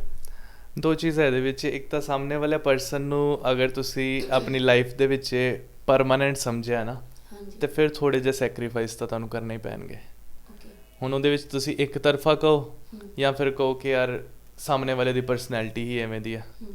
ਜਦੋਂ ਆਪਾਂ ਅਸੈਪਟੈਂਸ ਲੈ ਆਉਂਦੇ ਆ ਨਾ ਕਿਸੇ ਵੀ ਚੀਜ਼ ਦੇ ਵਿੱਚ, ਵੀ ਆਪਾਂ ਹੁਕਮ ਦੀ ਰਜਾ ਵਿੱਚ ਰਹਿਣਾ ਆਪਣੇ ਦਿਮਾਗ 'ਚ ਫਿੱਟ ਹੀ ਕਰ ਲਿਆ ਕਿ ਸਾਹਮਣੇ ਵਾਲਾ ਪਰਸਨ ਯਾਰ ਜਿਵੇਂ ਮਰਜ਼ੀ ਕਰੇ, ਮੈਂ ਆਪਣੀ ਨੇਚਰ ਨਹੀਂ ਚੇਂਜ ਕਰਨੀ ਉਹਦੇ ਕਰਕੇ। ਜੇ ਤਾਂ ਤੁਸੀਂ ਆਪਣੀ ਬਨਾਵਟੀ ਨੇਚਰ ਸ਼ੋ ਕਰ ਰਹੇ ਹੋ ਕਿ ਯਾਰ ਮੈਂ ਇਹਨੂੰ ਬਹੁਤ ਜ਼ਿਆਦਾ ਤਨ ਮਨ ਧਨ ਕਰ ਰਿਹਾ ਅਤੇ ਸਾਹਮਣੇ ਤੋਂ ਮੈਨੂੰ ਕੋਈ ਰਿਸਪੌਂਸ ਹੀ ਨਹੀਂ ਆ ਰਿਹਾ, ਫਿਰ ਤਾਂ ਤੁਸੀਂ ਬਨਾਵਟੀ ਕਰ ਰਹੇ ਹੋ। ਅਤੇ ਜਿਹੜਾ ਪਰਸਨ ਹੈ ਹੀ ਐਵੇਂ ਦਾ, ਜਿਹਦੀ ਪਰਸਨੈਲਿਟੀ ਹੀ ਇਹ ਹੈ ਕਿ ਉਹਨੇ ਹਮੇਸ਼ਾ ਇੱਕ ਪਿਆਰ ਰੇਡੀਏਟ ਕਰਨਾ, ਹਮੇਸ਼ਾ ਦਿੰਦੇ ਰਹਿਣਾ। ਥੱਕ ਜਾਂਦਾ ਕਈ ਵਾਰੀ, ਪਰ ਹਮੇਸ਼ਾ ਦਿੰਦੇ ਰਹਿਣ ਵਾਲੀ ਅਗਰ ਕਿਸੇ ਦੀ ਨੇਚਰ ਹੈਗੀ ਹੈ ਨਾ, ਫਿਰ ਉਹ ਕਦੀ ਐਵੇਂ ਦਾ ਸਵਾਲ ਪੁੱਛੇਗਾ ਹੀ ਨਹੀਂ। ਵੈਸੇ ਵੀ ਅਸੀਂ ਜੋ ਦੁਨੀਆ ਦਿੰਦੇ ਆ ਉਹ ਆਪੇ ਸਾਨੂੰ ਹੀ ਆਉਂਦਾ। ਵਾਪਸ ਤਾਂ ਆਉਣਾ ਹੀ ਆਉਣਾ, ਉਹ ਤਾਂ ਆਊਗਾ ਹੀ ਆਊਗਾ। ਜੇ ਤੁਸੀਂ ਅੰਦਰਲੇ ਪਿਓਰ ਇੰਟੈਂਸ਼ਨਸ ਦੇ ਨਾਲ ਕਰ ਰਹੇ ਹੋ ਨਾ, ਐਟਲੀਸਟ ਮੈਂ ਆਪਣੀ ਲਾਈਫ 'ਚ ਤਾਂ ਕਦੀ ਨਹੀਂ ਐਵੇਂ ਦਾ ਦੇਖਿਆ ਕਿ ਸਿਰਫ ਇੱਕ ਤਰਫਾ ਕਰਨਾ ਪਏ, ਕਦੀ ਵੀ ਨਹੀਂ ਦੇਖਿਆ। ਜਦੋਂ ਆਪਾਂ ਕੁਝ ਵੀ ਪਿਆਰ ਦਿੰਦੇ ਆ ਨਾ ਇਸ ਯੂਨੀਵਰਸ ਦੇ ਵਿੱਚ, ਹੁਣ ਪਿਆਰ ਦੇ ਵਿੱਚ ਸਿਰਫ ਆ ਹੀ ਨਹੀਂ ਹੁੰਦਾ ਕਿ ਇੱਕ ਮੁੰਡਾ ਕੁੜੀ ਦਾ ਹੀ ਪਿਆਰ, ਬਹੁਤ ਜ਼ਿਆਦਾ ਲਿਮਿਟ ਕਰ ਲਿਆ ਇਸ ਪਿਆਰ ਨੂੰ। ਪਿਆਰ ਲਵ ਵਰਡ ਨੂੰ ਨਾ ਇੱਕ ਐ ਬਾਉਂਡਰੀ ਇੰਨੀ ਕੁ ਬਣਾਤੀ ਕਿ ਬਈ ਲੜਕਾ ਤੇ ਲੜਕੀ ਬਸ। ਲੜਕਾ ਲੜਕੀ ਦਾ ਹੀ ਪਿਆਰ ਥੋੜ੍ਹਾ ਨਾ ਹੁੰਦਾ, ਡਿਵਾਈਨ ਦੇ ਨਾਲ ਵੀ ਤਾਂ ਪਿਆਰ ਹੁੰਦਾ ਸਾਨੂੰ। ਸਰ ਇੱਕ ਹੋਰ ਰਿਲੇਸ਼ਨਸ਼ਿਪ ਤੇ ਗੱਲ ਹੋਈ ਹੈ, ਬੜਾ ਇੰਟਰਸਟਿੰਗ ਟੌਪਿਕ ਹੈ ਰਿਲੇਸ਼ਨਸ਼ਿਪ। ਅੱਜ ਦੀ ਡੇਟ 'ਚ ਹਰ ਬੰਦਾ ਹੈ ਨਾ ਸਕੂਨ ਭਾਲ ਰਿਹਾ, ਤੇ ਸਕੂਨ ਉਹਨਾਂ ਨੂੰ ਯਾਰ ਦੀ ਮਾਂ ਵਿੱਚ ਹੀ ਮਿਲਦਾ। ਤਾਂ ਜੇ ਅਸੀਂ ਗੱਲ ਕਰੀਏ ਮਤਲਬ ਜੇ ਜ਼ਰੂਰੀ ਜੇ ਰਿਲੇਸ਼ਨਸ਼ਿਪ 'ਚ ਕਹਿੰਦੇ ਨਾ ਗਰਲਫ੍ਰੈਂਡ ਤਦ ਤੱਕ ਅੱਛੀ ਲੱਗਦੀ ਜਦ ਤੱਕ ਉਹ ਵਾਈਫ ਨਾ ਬਣੇ, ਜਦੋਂ ਵਾਈਫ ਬਣ ਜਾਂਦੀ ਫਿਰ ਚੁੜੇਲ ਲੱਗਣ ਲੱਗ ਜਾਂਦੀ। ਸੋ ਕਿਆ ਕਹਿੰਦੇ ਟਰੂ ਲਵ ਸਟੋਰੀਜ਼ ਹੁੰਦੀਆਂ ਉਹਨਾਂ ਨੂੰ ਕਦੀ ਮਤਲਬ ਉਹ ਨਹੀਂ ਮਿਲਦਾ, ਮਿਲਣ ਨਹੀਂ, ਬਹੁਤ ਘੱਟ ਹੁੰਦਾ ਹੈ ਨਾ, ਬਹੁਤ ਰੇਅਰ ਸਟੋਰੀਜ਼ ਹੈ। ਸੋ ਵਿਆਹ ਹੋਣਾ ਜ਼ਰੂਰੀ ਹੈ ਗਰਲਫ੍ਰੈਂਡ ਬॉयਫ੍ਰੈਂਡ ਦਾ? ਦੇਖੋ ਤੁਸੀਂ ਜਿਹੜੀ ਆ ਗੱਲ ਕੀਤੀ ਨਾ ਵੀ ਗਰਲਫ੍ਰੈਂਡ ਪਹਿਲਾਂ ਤਾਂ ਸਹੀ ਲੱਗਦੀ ਹੈ ਕਿ ਬਾਅਦ 'ਚ ਚੁੜੇਲ ਲੱਗਣ ਲੱਗ ਜਾਂਦੀ ਹੈ। ਇਵੇਂ ਦੀ ਜਦੋਂ ਵਿਚਾਰਧਾਰਾ ਆਪਾਂ ਕਿਸੇ ਨੂੰ ਰੇਡੀਏਟ ਕਰਦੇ ਆ ਜਾਂ ਦਿੰਦੇ ਆ ਨਾ ਅੱਗੇ, ਫਿਰ ਉਵੇਂ ਦੀ ਹੀ ਚੀਜ਼ਾਂ ਹੋਣ ਲੱਗ ਜਾਂਦੀਆਂ। ਮਾਈ ਥਾਟਸ ਬਿਕਮ ਮਾਈ ਰਿਐਲਿਟੀ। ਜਿਹੜੀ ਮੇਰੀ ਸ੍ਰਿਸ਼ਟੀ ਹੈ ਨਾ ਉਹ ਮੇਰੀ ਸੋਚ ਹੈ ਐਕਚੁਅਲੀ। ਜੇ ਤੁਸੀਂ ਆਹ ਸਮਝ ਲਿਆ ਨਾ ਫਿਰ ਤੁਸੀਂ ਕਦੀ ਵੀ ਐਵੇਂ ਦੀ ਸੋਚ ਰੱਖੋਗੇ ਹੀ ਨਹੀਂ ਕਿ ਉਹ ਚੜੇਲ ਬਣਦੀ ਨਹੀਂ। ਮੋਸਟਲੀ ਸਮਾਜ ਵਿੱਚ ਇਹੀ ਹੋ ਰਿਹਾ ਨਾ, ਮਤਲਬ ਹਾਂਜੀ ਸਮਾਜ 'ਚ ਤਾਂ ਗਲਤ ਹੀ ਹੋ ਰਿਹਾ ਨਾ ਫਿਰ ਤਾਂ ਹੀ ਜ਼ਿਆਦਾ ਬ੍ਰੇਕਅਪ ਡਿਵੋਰਸ ਹੋ ਰਹੇ ਨੇ, ਕਿਉਂਕਿ ਤੁਹਾਡੇ ਵਿਚਾਰ ਹੀ ਉਵੇਂ ਦੇ ਬਣ ਚੁੱਕੇ ਨੇ। ਬਾਲੀਵੁੱਡ ਦੀਆਂ ਫਿਲਮਾਂ ਦੇਖ ਕੇ ਜਾਂ ਹੋਰ ਫਿਲਮਾਂ ਦੇਖ ਕੇ ਉਹ ਵਿਚਾਰ ਉਵੇਂ ਦੇ ਬਣ ਗਏ। ਜੇ ਤੁਸੀਂ ਹੁਣ ਵਿਚਾਰ ਹੀ ਐਵੇਂ ਦਾ ਪੋਜ਼ਿਟਿਵ ਰੱਖੋ ਕਿ ਨਹੀਂ ਯਾਰ ਇਹਦੇ ਨਾਲ ਮੈਂ ਵਿਆਹ ਕਰਾ ਲਿਆ, ਚੀਜ਼ਾਂ ਉਵੇਂ ਹੀ ਹੋਣ ਲੱਗ ਜਾਂਦੀਆਂ। ਮੈਨੀਫੈਸਟੇਸ਼ਨ ਦਾ ਇੱਕ ਵਰਡ ਹੁੰਦਾ ਨਾ, ਮੈਨੀਫੈਸਟੇਸ਼ਨ ਹੁੰਦਾ ਕਿ ਜੋ ਮੈਂ ਆਪਣੀ ਸੋਚ ਵਿੱਚ ਚੀਜ਼ ਧਾਰਨ ਕਰ ਲਈ ਨਾ, ਜੋ ਮੈਂ ਸੋਚ ਲਿਆ ਉਹੀ ਲਾਈਫ 'ਚ ਮੈਨੂੰ ਹੋਣ ਲੱਗ ਜਾਏਗਾ। ਇਹਨੂੰ ਕਹਿੰਦੇ ਮੈਨੀਫੈਸਟੇਸ਼ਨ। ਮਾਈ ਥਾਟਸ ਬਿਕਮ ਮਾਈ ਰਿਐਲਿਟੀ। ਹੁਣ ਇਹ ਕਿਵੇਂ ਕਰ ਸਕਦੇ ਆ? ਜਦੋਂ ਤੁਹਾਨੂੰ ਇੱਕ ਕਲੈਰਿਟੀ ਆਫ ਥਾਟ ਹੋਵੇ, ਵਿਜ਼ਨ ਤੁਹਾਡਾ ਕਲੀਅਰ ਹੋਵੇ। ਹੁਣ ਸਪੋਜ਼ ਅਗਰ ਕਿਸੇ ਨੇ ਇਹ ਥਾਟ ਕਹਿਤੀ ਕਿ ਯਾਰ ਗਰਲਫ੍ਰੈਂਡ ਤਾਂ ਠੀਕ ਸੀ, ਜਦੋਂ ਵੋਟੀ ਬਣ ਗਈ ਉਹ ਚੜੇਲ ਬਣ ਗਈ। ਜਦੋਂ ਤੁਹਾਡੇ ਵਿਚਾਰ 'ਚ ਇਹ ਚੀਜ਼ ਦਾ ਬੀਜ ਹੈਗਾ ਤਾਂ ਉਹ ਕੱਲ੍ਹ ਨੂੰ ਬਣੇਗਾ ਤਾਂ ਸੀ ਨਾ, ਕੁਝ ਪੇੜ ਤਾਂ ਬਣੂਗਾ ਹੀ ਉਹਦਾ। ਜਦੋਂ ਤੁਸੀਂ ਵਿਚਾਰ ਹੀ ਗਲਤ ਪਾਇਆ ਹੋਇਆ ਹੈ, ਜਦੋਂ ਬੀਜ ਹੀ ਗਲਤ ਹੈ ਤਾਂ ਫਸਲ ਤਾਂ ਗਲਤ ਹੋਏਗੀ ਹੋਏਗੀ। ਜਿਵੇਂ ਓਸ਼ੋ ਇੱਕ ਕਹਿੰਦੇ ਆ, ਇੱਕ ਬੰਦਾ ਆਪਣੀ ਗਰਲਫ੍ਰੈਂਡ ਨਾਲ ਬੀਚ ਤੇ ਘੁੰਮ ਰਿਹਾ ਹੁੰਦਾ ਹੈ ਨਾ, ਤਾਂ ਉਹਦੀ ਗਰਲਫ੍ਰੈਂਡ ਨੂੰ ਕਹਿੰਦੀ ਮੇਰੇ ਨਾਲ ਵਿਆਹ ਕਰਾ ਲੈ। ਕਹਿੰਦਾ ਜੇ ਮੈਂ ਤੇਰੇ ਨਾਲ ਵਿਆਹ ਕਰਾਂ ਤਾਂ ਮੈਂ ਸ਼ਾਮੇ ਕਿਸਕੇ ਸਾਥ ਬਿਤਾਊਂਗਾ, ਹੈ ਨਾ।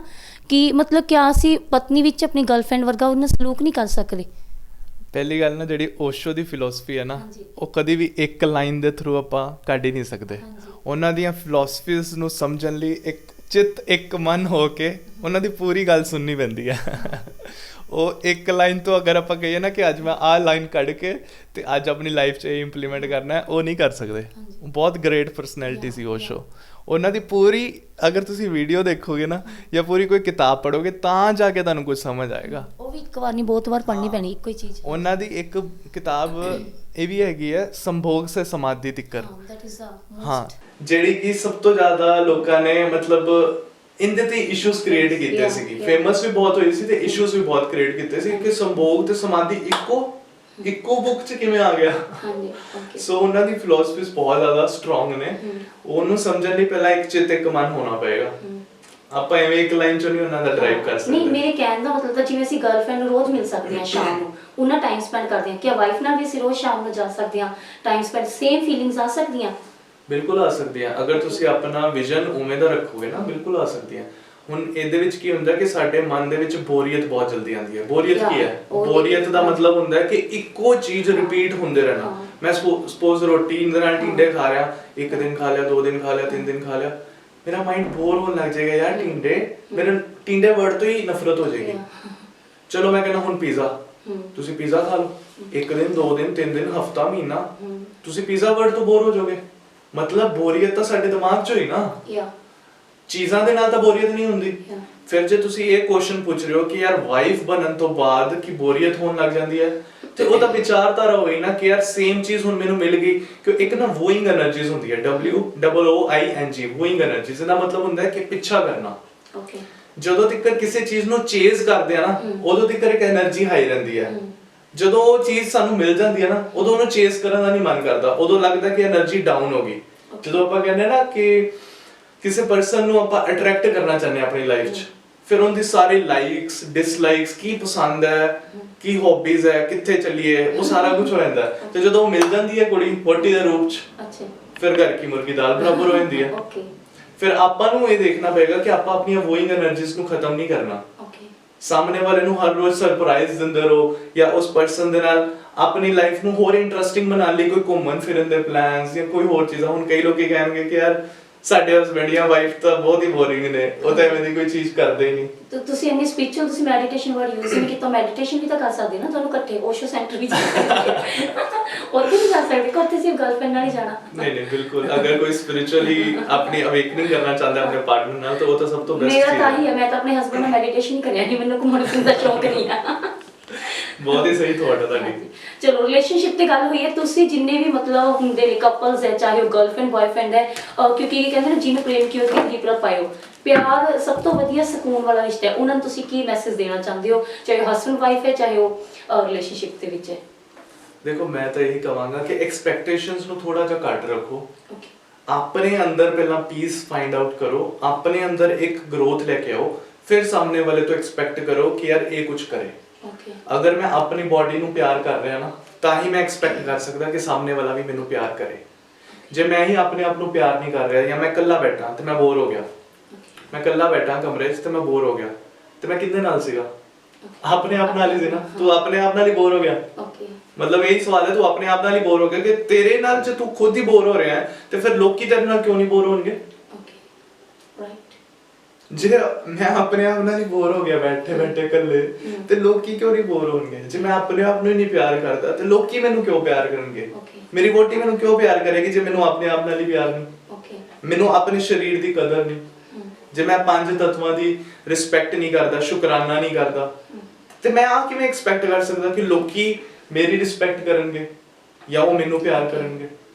ਓਕੇ ਸੋ ਫਸਟ ਇਹੀ ਮੈਸੇਜ ਹੈ ਕਿ ਤੁਸੀਂ ਆਪਣੀ એનર્ਜੀਜ਼ ਨੂੰ ਪਹਿਲਾਂ ਬੈਲੈਂਸ ਕਰੋ, ਆਪਣੇ ਇਮੋਸ਼ਨਸ ਦੀ ਸਟੇਬਿਲਿਟੀ ਆਪਣੇ ਕੰਟਰੋਲ 'ਚ ਰੱਖੋ।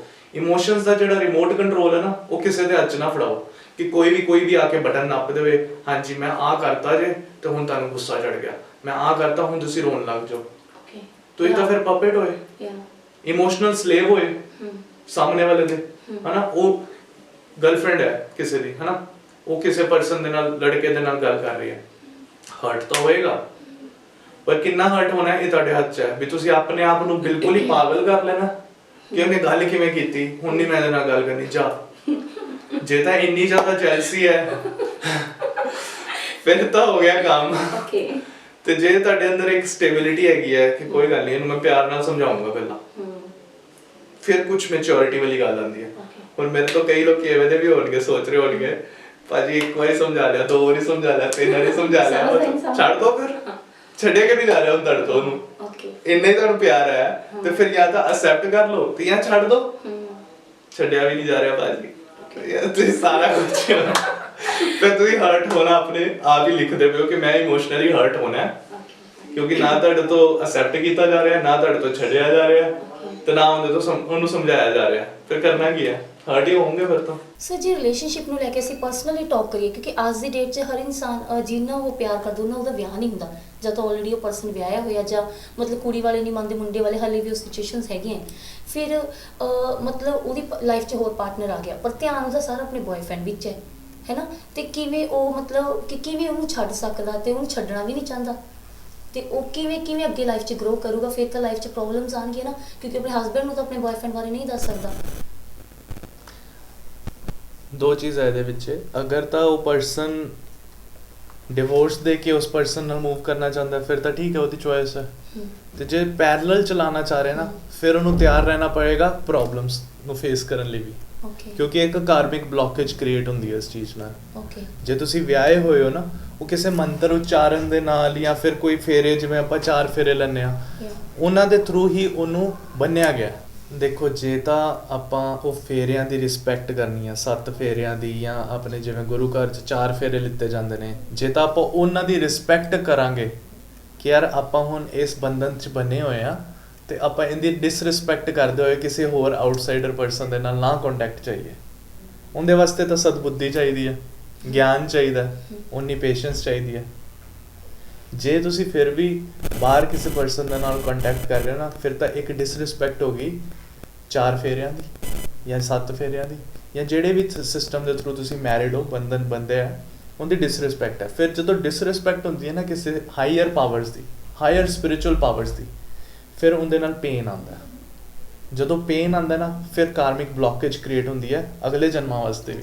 ਓਕੇ, ਵੈਸੇ ਸਰ ਇਹ ਤਾਂ ਇੱਕ ਖੂਹ ਆ, ਕਹਿੰਦੇ ਬੰਦਾ ਜਨਾਨੀ ਤੋਂ ਨਹੀਂ ਰੱਜ ਸਕਦਾ, ਜਨਾਨੀ ਬੰਦੇ ਤੋਂ ਨਹੀਂ ਰੱਜ ਸਕਦੀ, ਹੈ ਨਾ। ਜਿਹੜਾ ਕਾਮ ਹੈ ਬਹੁਤ ਭਾਰੀ ਹੈ ਲੋਕਾਂ ਦੇ ਦਿਮਾਗ ਤੇ, ਬਟ ਫਿਰ ਵੀ ਜੇ ਉਹਨਾਂ ਦਾ ਦਿਮਾਗ ਹੈ ਜਿਹੜਾ, ਮਤਲਬ ਇੱਕ ਆਪਣੀ ਵਾਈਫ ਨਾਲ ਤਾਂ 올 ਦਾ ਟਾਈਮ ਸੇਮ ਫੀਲਿੰਗਸ ਨਹੀਂ ਆ ਸਕਦੇ, ਤਾਂ ਹੀ ਤਾਂ ਬੰਦਾ ਬਾਹਰ ਕਿਸੇ ਲੇਡੀ ਤੋਂ ਇਫੈਕਟ ਹੁੰਦਾ ਹੈਗਾ, ਇਨਫਲੂਐਂਸਡ ਹੁੰਦਾ, ਫਿਰ ਉਹਨੂੰ ਫੀਲਿੰਗਸ। ਇਹ ਕਿਹੜੀ ਕਿਤਾਬ 'ਚ ਲਿਖਿਆ ਵੀ ਜੇ ਰਿਲੇਸ਼ਨਸ਼ਿਪ 'ਚ ਅਸੀਂ ਸਾਰੀ ਉਮਰ ਆਪਣੀ ਪਤਨੀ ਨਾਲ ਰਹਿਣਾ ਕਿਉਂਕਿ ਅਸੀਂ ਨਾ 4 ਫੇਰੇ ਜਾਂ 7 ਫੇਰੇ ਲੈ ਲਏ, ਵੀ ਸੈਕਿੰਡ ਪਰਸਨ ਨਾਲ ਕਿਉਂ ਨਹੀਂ ਫੀਲਿੰਗਸ, ਮਤਲਬ ਫਿਰ ਉਹ ਤਾਂ ਇੱਕ ਬੰਧਨ ਹੋ ਗਿਆ ਵੀ ਅਸੀਂ ਇੱਕ ਆਜ਼ਾਦ ਪੰਛੀ ਦੀ ਤਰ੍ਹਾਂ ਨਹੀਂ ਜੀ ਸਕਦੇ। ਜੇ ਸਾਨੂੰ ਫੀਲਿੰਗ ਆ ਗਈ, ਨਾ ਪ੍ਰੇਮ ਹੋ ਗਿਆ, ਪਿਆਰ ਪੁੱਛ ਕੇ ਨਿੰਦਾ ਹੀ ਹੋ ਜਾਂਦਾ, ਕੋਈ ਕਈ ਚੀਜ਼ਾਂ ਆਪਣੇ ਆਪ ਹੋ ਰਹੀਆਂ, ਇਹ ਹੋ ਗਿਆ, ਫਿਰ ਇਹਦੇ ਵਿੱਚ ਕੀ ਉਹ ਗਲਤ ਹੈ?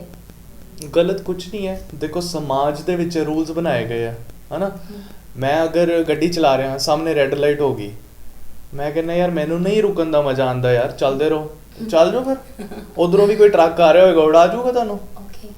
ਸਮਾਜ ਹਮੇਸ਼ਾ ਰੂਲਸ ਦੇ ਨਾਲ ਬਣਦਾ, ਬਾਉਂਡਰੀਜ਼। ਜਦੋਂ ਹੁਣ ਆਪਾਂ ਚੰਡੀਗੜ੍ਹ 'ਚ ਬੈਠਦੇ ਹਾਂ, ਗੱਡੀ ਚਲਾਉਂਦੇ, ਕਿੰਨਾ ਵਧੀਆ ਲੱਗਦਾ ਨਾ, ਸਾਰੇ ਰੂਲਸ ਫੋਲੋ ਕਰਦੇ ਪਏ ਨੇ। ਜੇ ਨਹੀਂ ਫੋਲੋ ਕਰਨਾ ਚਾਹੁੰਦੇ ਤਾਂ ਫਿਰ ਸਾਰੇ ਗੱਡੀਆਂ 'ਚ ਗੱਡੀਆਂ ਵੱਜਣਗੀਆਂ।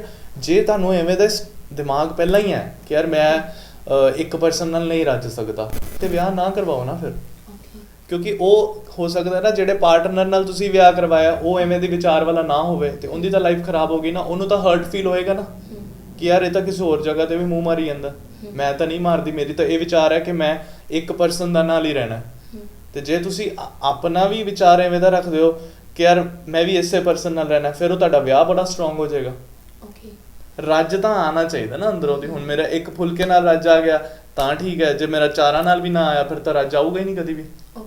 ਬਟ ਇਹ ਵੀ ਹੈ ਜਿੱਦਾਂ ਅੱਜ ਕੱਲ੍ਹ ਬੜਾ ਸਕੂਨ ਭਾਲ ਰਿਹਾ ਹਰ ਬੰਦਾ, ਹੈ ਨਾ, ਪਿਆਰ। ਕਿਸੇ ਦਾ ਛੋਟੀ ਉਮਰ 'ਚ ਵਿਆਹ ਹੋ ਗਿਆ, ਉਸ ਵੇਲੇ ਉਹਨੂੰ ਨਹੀਂ ਨੌਲੇਜ ਸੀ, ਉਹਦੀਆਂ ਫੀਲਿੰਗਸ ਉਹਦੀ ਵਾਈਫ ਨਾਲ ਮਿਲੀਆਂ ਚਾਹੇ ਨਹੀਂ ਮਿਲੀਆਂ, ਫਿਰ ਇੱਕ ਜਦੋਂ ਉਹਨੂੰ ਅਵੇਅਰਨੈਸ ਆਈ, ਹੈ ਨਾ, ਉਹ 24-25 ਸਾਲ ਦਾ ਜਾਂ 26-27, ਫਿਰ ਪਤਾ ਲੱਗਿਆ ਨਾ, ਫਿਰ ਉਹਨੂੰ ਕਿਸੇ ਨਾਲ ਅਟੈਚਮੈਂਟ ਹੋਈ। ਦੇਖੋ ਲੱਖਾਂ ਕਰੋੜਾਂ ਦੁਨੀਆ ਹੈ ਨਾ, ਕਿਉਂ ਇੱਕ ਪਰਸਨ ਨਾਲ ਹੀ ਸਾਨੂੰ ਫੀਲਿੰਗਸ ਆਉਂਦੀ, ਇੱਕ ਪਰਸਨ ਦੇ ਟੱਚ ਕੀਤਿਆਂ ਹੀ ਸਾਨੂੰ ਸਕੂਨ ਮਿਲਦਾ। ਫਿਰ ਉਹ ਕੀ ਆ, ਫਿਰ ਉਹਨਾਂ ਫੀਲਿੰਗਸ ਨੂੰ ਡਿਟੈਚ ਕਰਨ ਚਾਹੀਦੀ, ਨਹੀਂ ਮੇਰੀ ਫੀਲਿੰਗਸ ਮੇਰੀ ਵਾਈਫ ਨਾਲ ਹੀ ਹੈ, ਉਹਦੇ ਨਾਲ ਕੋਈ ਫੀਲਿੰਗਸ ਨਹੀਂ ਹੈ, ਫਿਰ ਉਹ ਕੀ ਆ? ਦੇਖੋ ਜੇ ਤਾਂ ਮੈਂ ਤਾਂ ਪਰਸਨਲੀ ਵੀ ਕਹਿੰਦਾ, ਜੇ ਤੁਹਾਡਾ ਕਿਸੇ ਆਊਟਸਾਈਡਰ ਦੇ ਨਾਲ ਜ਼ਿਆਦਾ ਅਟੈਚਮੈਂਟ ਹੋ ਰਹੀ ਹੈ ਨਾ, ਫਿਰ ਆਪਣੀ ਵਾਈਫ ਨੂੰ ਡਿਵੋਰਸ ਦੇ ਦਿਓ। ਜੇ ਤੁਹਾਨੂੰ ਐ ਲੱਗ ਰਿਹਾ ਕਿ ਉਹਦੇ ਨਾਲੋਂ ਉਹਦਾ ਵੀ ਭਲਾ ਨਹੀਂ ਹੋ ਰਿਹਾ, ਕਿਉਂਕਿ ਮੈਂ ਤਾਂ ਬਾਹਰ ਹੀ ਜਾਂਦਾ ਪਿਆ, ਜ਼ਿਆਦਾ ਅਟੈਂਸ਼ਨ ਆਪਣੀ ਬਾਹਰ ਹੀ ਦੇ ਰਿਹਾ ਵਾਂ, ਤੇ ਫਿਰ ਤਾਂ ਉਹਦੇ ਨਾਲ ਧੱਕਾ ਹੀ ਹੋ ਰਿਹਾ ਨਾ ਘਰੇ ਬੈਠੀ ਦੇ ਨਾਲ। ਤੇ ਜੇ ਤੁਸੀਂ ਇਹ ਕਹਿ ਰਹੇ ਹੋ ਕਿ ਬਈ ਮੈਂ ਅੰਦਰ ਵੀ ਰੱਖਣਾ ਚਾਹੁੰਦਾ ਰਿਲੇਸ਼ਨ ਤੇ ਬਾਹਰ ਵੀ ਰੱਖਣਾ ਚਾਹੁੰਦਾ, ਫਿਰ ਤਾਂ ਤੁਸੀਂ ਫਸੋਗੇ। ਉਹਦੇ ਨਾਲ ਕੋਈ ਫਾਇਦਾ ਨਹੀਂ ਹੋਣਾ। ਤੁਹਾਡਾ ਕੁਐਸਚਨ ਬਿਲਕੁਲ ਸਹੀ ਹੈ ਕਿ ਯਾਰ ਅਗਰ ਯੰਗ ਏਜ ਦੇ ਵਿੱਚ ਮੈਰਿਜ ਹੋ ਗਈ, ਤੇ ਉਸ ਟਾਈਮ ਤੇ ਹਲੇ ਫੀਲਿੰਗਸ ਵਗੈਰਾ ਇੰਨਾ ਨਹੀਂ ਪਤਾ ਸੀਗੀਆਂ, ਉਸ ਤੋਂ ਬਾਅਦ ਕੋਈ ਹੋਰ ਪਰਸਨ ਮਿਲ ਗਿਆ, ਉਹਦੇ ਨਾਲ ਹੋਰ ਜ਼ਿਆਦਾ ਸਟਰੋਂਗ ਫੀਲਿੰਗਸ ਬਣ ਗਈਆਂ ਮੇਰੀਆਂ। ਕੁਐਸਚਨ ਸਹੀ ਹੈ ਬਿਲਕੁਲ, ਪਰ ਹੁਣ ਤੁਹਾਨੂੰ ਜਦੋਂ ਵਿਆਹੇ ਗਏ ਨਾ, ਤੁਹਾਨੂੰ ਇੱਕ ਸਮਝਣਾ ਪਏਗਾ ਕਿ ਹੈ ਤਾਂ ਇਹ ਬਾਉਂਡੇਸ਼ਨ ਹੀ ਹੈ, ਬਣਾਈ ਤਾਂ ਇਹ ਬਾਉਂਡਰੀ ਹੀ ਗਈ ਹੈ। ਸਰ ਮੈਨੀਫੈਸਟੇਸ਼ਨ ਤੇ ਲਾਅ ਆਫ ਅਟਰੈਕਸ਼ਨ ਇਹ ਵਰਡ ਬਹੁਤ ਸੁਣਨ ਵਿੱਚ ਆਉਂਦਾ ਹੈ ਨਾ, ਕਿ ਜੋ ਅਸੀਂ ਦੇ ਰਹੇ ਹਾਂ ਇਸ ਸ੍ਰਿਸ਼ਟੀ ਨੂੰ, ਕਾਇਨਾਤ ਨੂੰ, ਉਹੀ ਵਾਪਸ ਸਾਡੇ ਕੋਲ ਆ ਰਿਹਾ। ਸੋ ਇਹਦੇ ਬਾਰੇ ਤੁਸੀਂ ਕੀ ਕਹਿਣਾ ਚਾਹੁੰਦੇ ਹੋ, ਇਹਨੂੰ ਕਿਵੇਂ ਵੇਖਦੇ ਹੋ? ਜੋ ਆਪਾਂ ਸ੍ਰਿਸ਼ਟੀ ਨੂੰ ਦੇ ਰਹੇ ਹਾਂ ਵਾਪਸ ਆ ਰਿਹਾ, ਉਹ ਇਹਦੇ ਨਾਲ ਨਹੀਂ ਲਿੰਕਡ ਹੈਗਾ। ਮੈਨੀਫੈਸਟੇਸ਼ਨ ਬੇਸਿਕਲੀ ਹੈ ਕਿ ਜੋ ਮੈਂ ਸੋਚ ਰਿਹਾ ਉਹੀ ਹੋ ਰਿਹਾ, ਜੋ ਮੇਰੇ ਵਿਚਾਰ ਨੇ ਉਹੀ ਰਿਐਲਿਟੀ ਬਣਦੀ ਪਈ ਹੈ। ਸੁਣਨ 'ਚ ਬਹੁਤ ਜਾਦੂ ਹੀ ਲੱਗਦਾ, ਕਿਉਂਕਿ ਆਪਾਂ ਨੂੰ ਇਹੀ ਸਟਾਰਟਿੰਗ ਤੋਂ ਪੜ੍ਹਾਇਆ ਜਾਂਦਾ ਹੈ ਕਿ ਰੱਬ ਨੇ ਜੋ ਕਰਨਾ ਉਹੀ ਕਰਨਾ। ਦੇਖੋ 2 ਤਰ੍ਹਾਂ ਦੀਆਂ ਕਿਸਮਤਾਂ ਹੁੰਦੀਆਂ ਆਪਣੀਆਂ। ਇੱਕ ਕਿਸਮਤ ਜਿਹੜੀ ਰੱਬ ਲਿਖਦਾ, ਮੈਨੂੰ ਸਰੀਰ ਕਿਵੇਂ ਦਾ ਮਿਲੇਗਾ, ਮੈਨੂੰ ਮਾਂ-ਬਾਪ ਕਿਵੇਂ ਦੇ ਮਿਲਣਗੇ, ਜਾਂ ਮੈਨੂੰ ਬਿਮਾਰੀਆਂ ਕਿਹੜੀਆਂ ਲੱਗਣਗੀਆਂ, ਉਹ ਸਭ ਰੱਬ ਨੇ ਪਹਿਲਾਂ ਪਿਛਲੇ ਜਨਮਾਂ ਦੇ ਕਰਮਾਂ ਦੇ ਆਧਾਰ 'ਤੇ ਲਿਖਿਆ ਹੋਇਆ। ਹੁਣ ਇੱਕ ਹੈ ਕਿ ਜਿਹੜੀ ਮੈਂ ਕਿਸਮਤ ਖੁਦ ਲਿਖ ਰਿਹਾ। ਤੁਸੀਂ ਆਪਣਾ ਲੈਫਟ ਹੱਥ ਜਿਹੜਾ ਚੱਕਣਾ ਇੱਕ ਵਾਰੀ, ਇਹ ਤੁਸੀਂ ਚੱਕਿਆ ਕਿ ਰੱਬ ਨੇ ਚੱਕਿਆ? ਐਵੇਂ ਆਪਾਂ ਬਹੁਤ ਕਰਮ ਕਰਦੇ ਪਏ ਹਾਂ ਜਿਹੜੇ ਆਪਾਂ ਖੁਦ ਕਰ ਰਹੇ ਹਾਂ। ਸਾਡੀ ਅੰਦਰ ਸੈਂਸ ਪਾਈ ਹੋਈ ਹੈ ਰੱਬ ਨੇ, ਸਾਨੂੰ ਰੱਬ ਨੇ ਇੰਨੀ ਕੁ ਅਕਲ ਦਿੱਤੀ ਹੋਈ ਹੈ, ਆਪਣਾ ਅੰਸ਼ ਅੰਦਰ ਦਿੱਤਾ ਹੋਇਆ। ਰੱਬ ਦਾ ਅੰਸ਼ ਸਾਡੇ ਅੰਦਰ ਹੈਗਾ, ਅਸੀਂ ਕ੍ਰੀਏਟ ਕਰ ਸਕਦੇ ਹਾਂ। ਇੰਨੀ ਦੁਨੀਆ ਬਣ ਗਈ, ਇੰਨੀ ਟੈਕਨੋਲੋਜੀ ਬਣ ਗਈ, ਇਹ ਰੱਬ ਨੇ ਇਨਸਾਨ ਦੇ ਥਰੂ ਹੀ ਤਾਂ ਕਰਵਾਈ ਹੈ। ਸੋ ਆਪਾਂ ਮੈਨੀਫੈਸਟ ਕਰ ਸਕਦੇ ਹਾਂ। ਮੈਨੀਫੈਸਟੇਸ਼ਨ ਦਾ ਮਤਲਬ ਹੈ ਕਿ ਮੈਂ ਆਪਣੇ ਅੰਦਰ ਜੋ ਵਿਚਾਰ ਲਿਆ ਰਿਹਾ ਉਹ ਮੈਂ ਸ੍ਰਿਸ਼ਟੀ 'ਚ ਦੇਖਣ ਲੱਗ ਜਾ। ਮੈਂ ਸੰਕਲਪ ਸੇ ਸਿੱਧੀ ਦੀ ਪ੍ਰਾਪਤੀ ਜਿਹਨੂੰ ਕਹਿੰਦੇ ਨਾ, ਜੋ ਮੈਂ ਸੰਕਲਪ ਲੈ ਲਿਆ ਉਹ ਸਿੱਧ ਹੋਏਗਾ। ਮਾਈ ਥਾਟਸ ਬਿਕਮ ਮਾਈ ਰਿਐਲਿਟੀ। ਇਹਦੇ ਵਾਸਤੇ ਡਿਫਰੈਂਟ ਸਟੈਪਸ ਹੁੰਦੇ ਨੇ। ਫੋਰ ਐਗਜ਼ਾਮਪਲ ਕਿਸੇ ਨੇ IAS ਬਣਨਾ, ਮੈਨੀਫੈਸਟ ਕਰਨਾ ਉਹਨੇ ਕਿ ਮੈਂ IAS ਬਣਨਾ, ਉਹਦਾ ਇੱਕ ਕਲੀਅਰ ਵਿਜ਼ਨ ਹੋਣਾ ਚਾਹੀਦਾ। ਆਈਐਸ ਬਣਨਾ ਹੈ ਜਾਂ ਉਹਨੇ ਕਿਸੇ ਆਪਣਾ ਪਾਰਟਨਰ ਅਟਰੈਕਟ ਕਰਨਾ ਹੈ, ਕੋਈ ਮੈਨੂੰ ਐਵੇਂ ਦਾ ਪਾਰਟਨਰ ਮਿਲ ਜਾਏ ਕਿ ਜਿਹੜਾ ਬੜਾ ਸਪਿਰਿਚੁਅਲੀ ਸਟਰੋਂਗ ਹੋਵੇ, ਹੈ ਨਾ। ਸੋ ਉਹਦੇ ਵਾਸਤੇ ਤੁਹਾਨੂੰ ਇੱਕ ਕਲੀਅਰ ਵਿਜ਼ਨ ਹੋਣਾ ਚਾਹੀਦਾ ਕਿ ਮੈਨੂੰ ਆਹ ਚੀਜ਼ ਚਾਹੀਦੀ ਹੈ, ਮੈਨੂੰ ਆਹ ਚੀਜ਼ ਚਾਹੀਦੀ ਹੈ। ਬਸ ਪਹਿਲਾਂ ਇਹ ਸੋਚਣਾ ਮੈਨੂੰ ਆਹ ਚਾਹੀਦਾ, ਆਹ ਚਾਹੀਦਾ, ਆਹ ਚਾਹੀਦਾ। 3 ਵਾਰੀ ਬੋਲੋ ਕਿ ਮੈਨੂੰ ਆਹ ਚੀਜ਼ ਚਾਹੀਦੀ ਹੈ, ਮੈਂ ਆਈਐਸ ਬਣਨਾ, ਆਈਐਸ ਬਣਨਾ, ਆਈਐਸ ਬਣਨਾ। ਸੈਕਿੰਡ ਹੈ, ਕੋਈ ਵੀ ਡਾਊਟ ਜਾਂ ਕੋਈ ਵੀ ਤੁਹਾਡੇ ਅੰਦਰ ਇਨਸਿਕਿਉਰਿਟੀ ਹੈ ਨਾ, ਉਸ ਪਰਟੀਕੂਲਰ ਥਾਟ ਦੇ ਵਿੱਚ ਕਿ ਯਾਰ ਮੈਂ ਆਈਐਸ ਬਣ ਸਕਦਾ, ਕਿਆ ਮੈਂ ਹੋ ਸਕਦਾ ਇੱਦਾਂ ਕਿਵੇਂ ਹੋ ਜਾਏਗਾ ਯਾਰ, ਮੈਨੂੰ ਤਾਂ ਇੰਨਾ ਕੁਝ ਵੀ ਨਹੀਂ ਆਉਂਦਾ ਸਮਝ। ਜੇ ਤੁਹਾਡੇ ਇਹ ਥਾਟ ਆ ਗਈ ਨਾ, ਫਿਰ ਤੁਹਾਡਾ ਸਬ ਕੌਨਸ਼ੀਅਸ ਮਾਈਂਡ ਤੇ ਕੌਨਸ਼ੀਅਸ ਮਾਈਂਡ ਅਲਾਈਨਮੈਂਟ 'ਚ ਨਹੀਂ ਹੈਗੇ, ਫਿਰ ਨਹੀਂ ਤੁਸੀਂ ਬਣ ਸਕਦੇ ਆਈਐਸ, ਹੈ ਨਾ। ਸੋ ਪਹਿਲਾ ਕਲੀਅਰ ਵਿਜ਼ਨ, ਫਿਰ remove your doubts and insecurities. ਜਦੋਂ ਸੈਕਿੰਡ ਸਟੈਪ ਹੋ ਜਾਂਦਾ ਨਾ, ਫਿਰ ਸਾਨੂੰ ਆਪਣਾ ਬਿਹੇਵੀਅਰ ਉਵੇਂ ਹੀ ਕਰਨਾ ਪੈਂਦਾ ਕਿ ਆਪਾਂ ਉਸ ਚੀਜ਼ ਵਾਸਤੇ ਮਿਹਨਤ ਕਰਨੀ ਸਟਾਰਟ ਕਰ ਦਿੰਦੇ ਹਾਂ। ਆਈਐਸ ਵਾਸਤੇ ਕਿਹੜੀ ਮਿਹਨਤ ਚਾਹੀਦੀ ਹੈ? ਮੈਂ ਕੰਟੀਨਿਊਸਲੀ ਪੜ੍ਹਾਈ ਕਰਦਾ ਰਹਾਂ, ਜੋ ਸਬਜੈਕਟਸ ਜਾਂ ਜੋ ਵੀ ਨੌਲੇਜ ਦੀ ਮੈਨੂੰ ਜ਼ਰੂਰਤ ਹੈਗੀ ਹੈ ਉਹ ਮੈਂ ਆਪਣੀ ਲਾਈਫ ਦੇ ਵਿੱਚ ਇੰਪਲੀਮੈਂਟ ਕਰਦਾ ਰਹਾਂ। ਫੋਰ ਐਗਜ਼ਾਮਪਲ ਉਹਨਾਂ ਨੇ ਕਿਹਾ ਵੀ ਆਹ ਅਖਬਾਰ ਪੜ੍ਹਨੀ ਹੈ ਜੀ, ਆਹ ਵਾਲੇ ਸਾਰੀਆਂ ਹਿਸਟਰੀ ਦੀਆਂ ਕਿਤਾਬਾਂ ਪੜ੍ਹਨੀਆਂ, ਆਹ ਸਿਵਿਕਸ ਪੜ੍ਹਨੀਆਂ, ਪੋਲੀਟੀਕਲ ਸਾਇੰਸ ਪੜ੍ਹਨੀਆਂ, ਸਾਰੇ ਜਿੰਨੇ ਵੀ ਸਬਜੈਕਟਸ ਨੇ ਰਿਲੇਟਡ ਉਹ ਮੈਂ ਆਪਣੇ ਬਿਹੇਵੀਅਰ 'ਚ ਇਨਕਲੂਡ ਕਰ ਲਵਾਂ। ਸੋ ਤੀਸਰਾ ਪੁਆਇੰਟ ਹੈ ਅਲਾਈਨ ਯੋਰ ਬਿਹੇਵੀਅਰ। ਮਤਲਬ ਜੋ ਵੀ ਤੁਹਾਡੇ ਉਸ ਪਰਟੀਕੂਲਰ ਗੋਲ ਨੂੰ ਅਚੀਵ ਕਰਨ ਲਈ ਚੀਜ਼ਾਂ ਚਾਹੀਦੀਆਂ ਨਾ, ਉਹਨੂੰ ਤੁਹਾਨੂੰ ਕੰਟੀਨਿਊਸਲੀ ਕਰਦੇ ਰਹਿਣਾ ਪਏਗਾ। ਅਗਰ ਮੈਂ ਆਈਐਸ ਦੀ ਪ੍ਰੈਪਰੇਸ਼ਨ ਕਰਨੀ ਹੈ, ਸੋ ਉਸ ਵਾਸਤੇ ਕਿਹੜੀਆਂ ਕਿਤਾਬਾਂ ਪੜ੍ਹਨੀਆਂ, ਕਿਹੜੇ ਇੰਸਟੀਚਿਊਟ 'ਚ ਜਾਣਾ ਪਏਗਾ ਜਾਂ ਕਿੰਨੇ ਘੰਟੇ ਪੜ੍ਹਨਾ ਹੈ, ਉਹ ਮੈਨੂੰ ਆਪਣੀ ਆਦਤ 'ਚ ਸ਼ਾਮਿਲ ਕਰਨਾ ਪਏਗਾ। ਜਾਂ ਫੋਰ ਐਗਜ਼ਾਮਪਲ ਕਿਸੇ ਨੇ ਕੋਈ ਲਾਈਫ ਪਾਰਟਨਰ ਅੱਛਾ ਅਟਰੈਕਟ ਕਰਨਾ ਹੈ, ਫਿਰ ਉਹਨੂੰ ਵੀ ਉਵੇਂ ਦਾ ਹੀ ਬਣਨਾ ਪਏਗਾ। ਕੋਈ ਪਰਸਨ ਬੋਲ ਰਿਹਾ ਨਾ ਕਿ ਮੈਨੂੰ ਸਪਿਰਿਚੁਅਲ ਪਰਸਨ ਚਾਹੀਦਾ, ਯਾਰ ਤੁਹਾਨੂੰ ਤਾਂ ਚਾਹੀਦਾ ਪਹਿਲਾਂ ਤੁਸੀਂ ਹੈਗੇ ਉਵੇਂ ਦੇ, ਪਹਿਲਾਂ ਤੁਸੀਂ ਬਣੋ, ਫਿਰ ਅਟਰੈਕਟ ਹੁੰਦਾ। Like attracts like. ਸੋ ਚੌਥਾ ਪ੍ਰੋਸੈਸ ਹੁੰਦਾ ਕਿ ਆਪਣੇ ਇਮਤਿਹਾਨ ਦੀ ਘੜੀ ਹੁੰਦੀ ਹੈ ਨਾ ਜਿਹੜੀ ਰੱਬ ਲੈਂਦਾ ਵਿੱਚੋਂ। ਕੋਈ ਪਰਸਨ ਆ ਕੇ ਤੁਹਾਨੂੰ ਕਹਦੇ ਤੇਰੇ ਤੋਂ ਨਹੀਂ ਹੋਣਾ ਉਹ ਆਈਐਸ ਵਗੈਰਾ, ਤੇਰੇ ਤੋਂ ਨਹੀਂ ਹੋਣਾ, ਤੂੰ ਕਿਤੇ ਕਰ ਲਏਗਾ, ਤੇਰੇ ਤੋਂ ਤਾਂ ਪੜ੍ਹਿਆ ਵੀ ਨਹੀਂ ਜਾਂਦਾ ਚਾਹੇ ਤਰ੍ਹਾਂ, ਤੇਰੇ ਤਾਂ ਨੰਬਰ ਹੀ ਨਹੀਂ ਆਏ। ਉਹ ਹੁੰਦੇ ਟੈਸਟ। ਜੇ ਤੁਸੀਂ ਉਹਨਾਂ ਨੂੰ ਓਵਰਕਮ ਕਰ ਲੈਂਦੇ ਹੋ ਨਾ, ਆਸ-ਪਾਸ ਜਿਹੜੇ ਵੀ ਜੋ ਵੀ ਲੋਕੀ ਬੋਲੀ ਜਾਂਦੇ ਨਾ, ਬੋਲਣ ਦਿਓ। ਤੁਸੀਂ ਆਪਣੇ ਜਿਹੜਾ ਵਿਜ਼ਨ ਰੱਖਿਆ ਸੀਗਾ, ਜਿਹੜਾ ਇੱਕ ਫਸਟ ਸੰਕਲਪ ਰੱਖਿਆ ਸੀਗਾ, ਤੁਸੀਂ ਉਹਦੇ 'ਤੇ ਸਟਰੋਂਗਲੀ ਅੱਜ ਵੀ ਖੜੇ ਹੋ ਕਿ ਨਹੀਂ ਖੜੇ, ਇਹ ਯੂਨੀਵਰਸ ਚੈੱਕ ਕਰ ਰਿਹਾ। ਜੇ ਤੁਸੀਂ ਨਹੀਂ ਖੜੇ, ਫਿਰ ਤੁਹਾਨੂੰ ਉਹ ਚੀਜ਼ ਨਹੀਂ ਮਿਲ ਸਕਦੀ। ਫਿਫਥ ਹੁੰਦਾ ਟਰਸਟ ਆਪਣੇ ਪ੍ਰੋਸੈਸ ਦੇ ਉੱਤੇ, ਆਪਣੇ ਆਪ 'ਤੇ, ਪ੍ਰੋਸੈਸ 'ਤੇ ਯੂਨੀਵਰਸ 'ਤੇ, ਸਾਰਿਆਂ 'ਤੇ ਟਰਸਟ ਰੱਖੋ ਕਿ ਯਾਰ ਮੈਂ ਅਚੀਵ ਕਰ ਲੂੰਗਾ, ਯੂਨੀਵਰਸ ਵੀ ਮੈਨੂੰ ਦਊਗਾ ਤਾਕਤਾਂ। ਉਸ ਪ੍ਰੋਸੈਸ ਦੇ ਵਿੱਚ ਵੀ ਫੇਥ ਹੋਣਾ ਚਾਹੀਦਾ, ਆਪਣੇ ਉੱਤੇ ਵੀ ਫੇਥ ਹੋਣਾ ਚਾਹੀਦਾ, ਜੋ ਤੁਸੀਂ ਚੀਜ਼ਾਂ ਕਰ ਰਹੇ ਹੋ ਉਹਦੇ ਉੱਤੇ ਵੀ ਫੇਥ ਹੋਣਾ ਚਾਹੀਦਾ। ਜਦੋਂ ਫੇਥ ਹੁੰਦਾ ਨਾ, ਫੇਥ ਕੈਨ ਮੂਵ ਮਾਊਂਟੇਨਸ ਕਹਿੰਦੇ ਨਾ। ਸੋ ਅਗਰ ਆਪਣੇ ਅੰਦਰ ਫੇਥ ਦੀ ਪਾਵਰ ਹੈਗੀ ਹੈ ਨਾ, ਫਿਰ ਆਪਾਂ ਕੁਝ ਵੀ ਅਚੀਵ ਕਰ ਸਕਦੇ, ਕੁਝ ਵੀ। ਓਕੇ ਸਰ, ਇੱਕ ਵਾਰ ਆਪਣਾ ਐਡਰੈਸ ਦੱਸੋ, ਆਪਾਂ ਕਿਵੇਂ ਤੁਹਾਨੂੰ ਆਡੀਅנס ਸਾਡੀ ਕਿਵੇਂ ਤੁਹਾਨੂੰ ਕੰਟੈਕਟ ਕਰ ਸਕਦੀ ਹੈ ਆਪਣਾ ਨਾਮ ਲੈ ਕੇ? ਤੁਸੀਂ ਮੈਨੂੰ ਇੰਸਟਾਗ੍ਰਾਮ 'ਤੇ ਕੰਟੈਕਟ ਕਰ ਸਕਦੇ ਹੋ @tarot_reader_paras TAROT_READER_PARAS। Okay, only Instagram ਤੇ ਕਰ ਸਕਦੇ? ਹਾਂਜੀ, ਹਲੇ ਇੰਸਟਾਗ੍ਰਾਮ ਤੇ।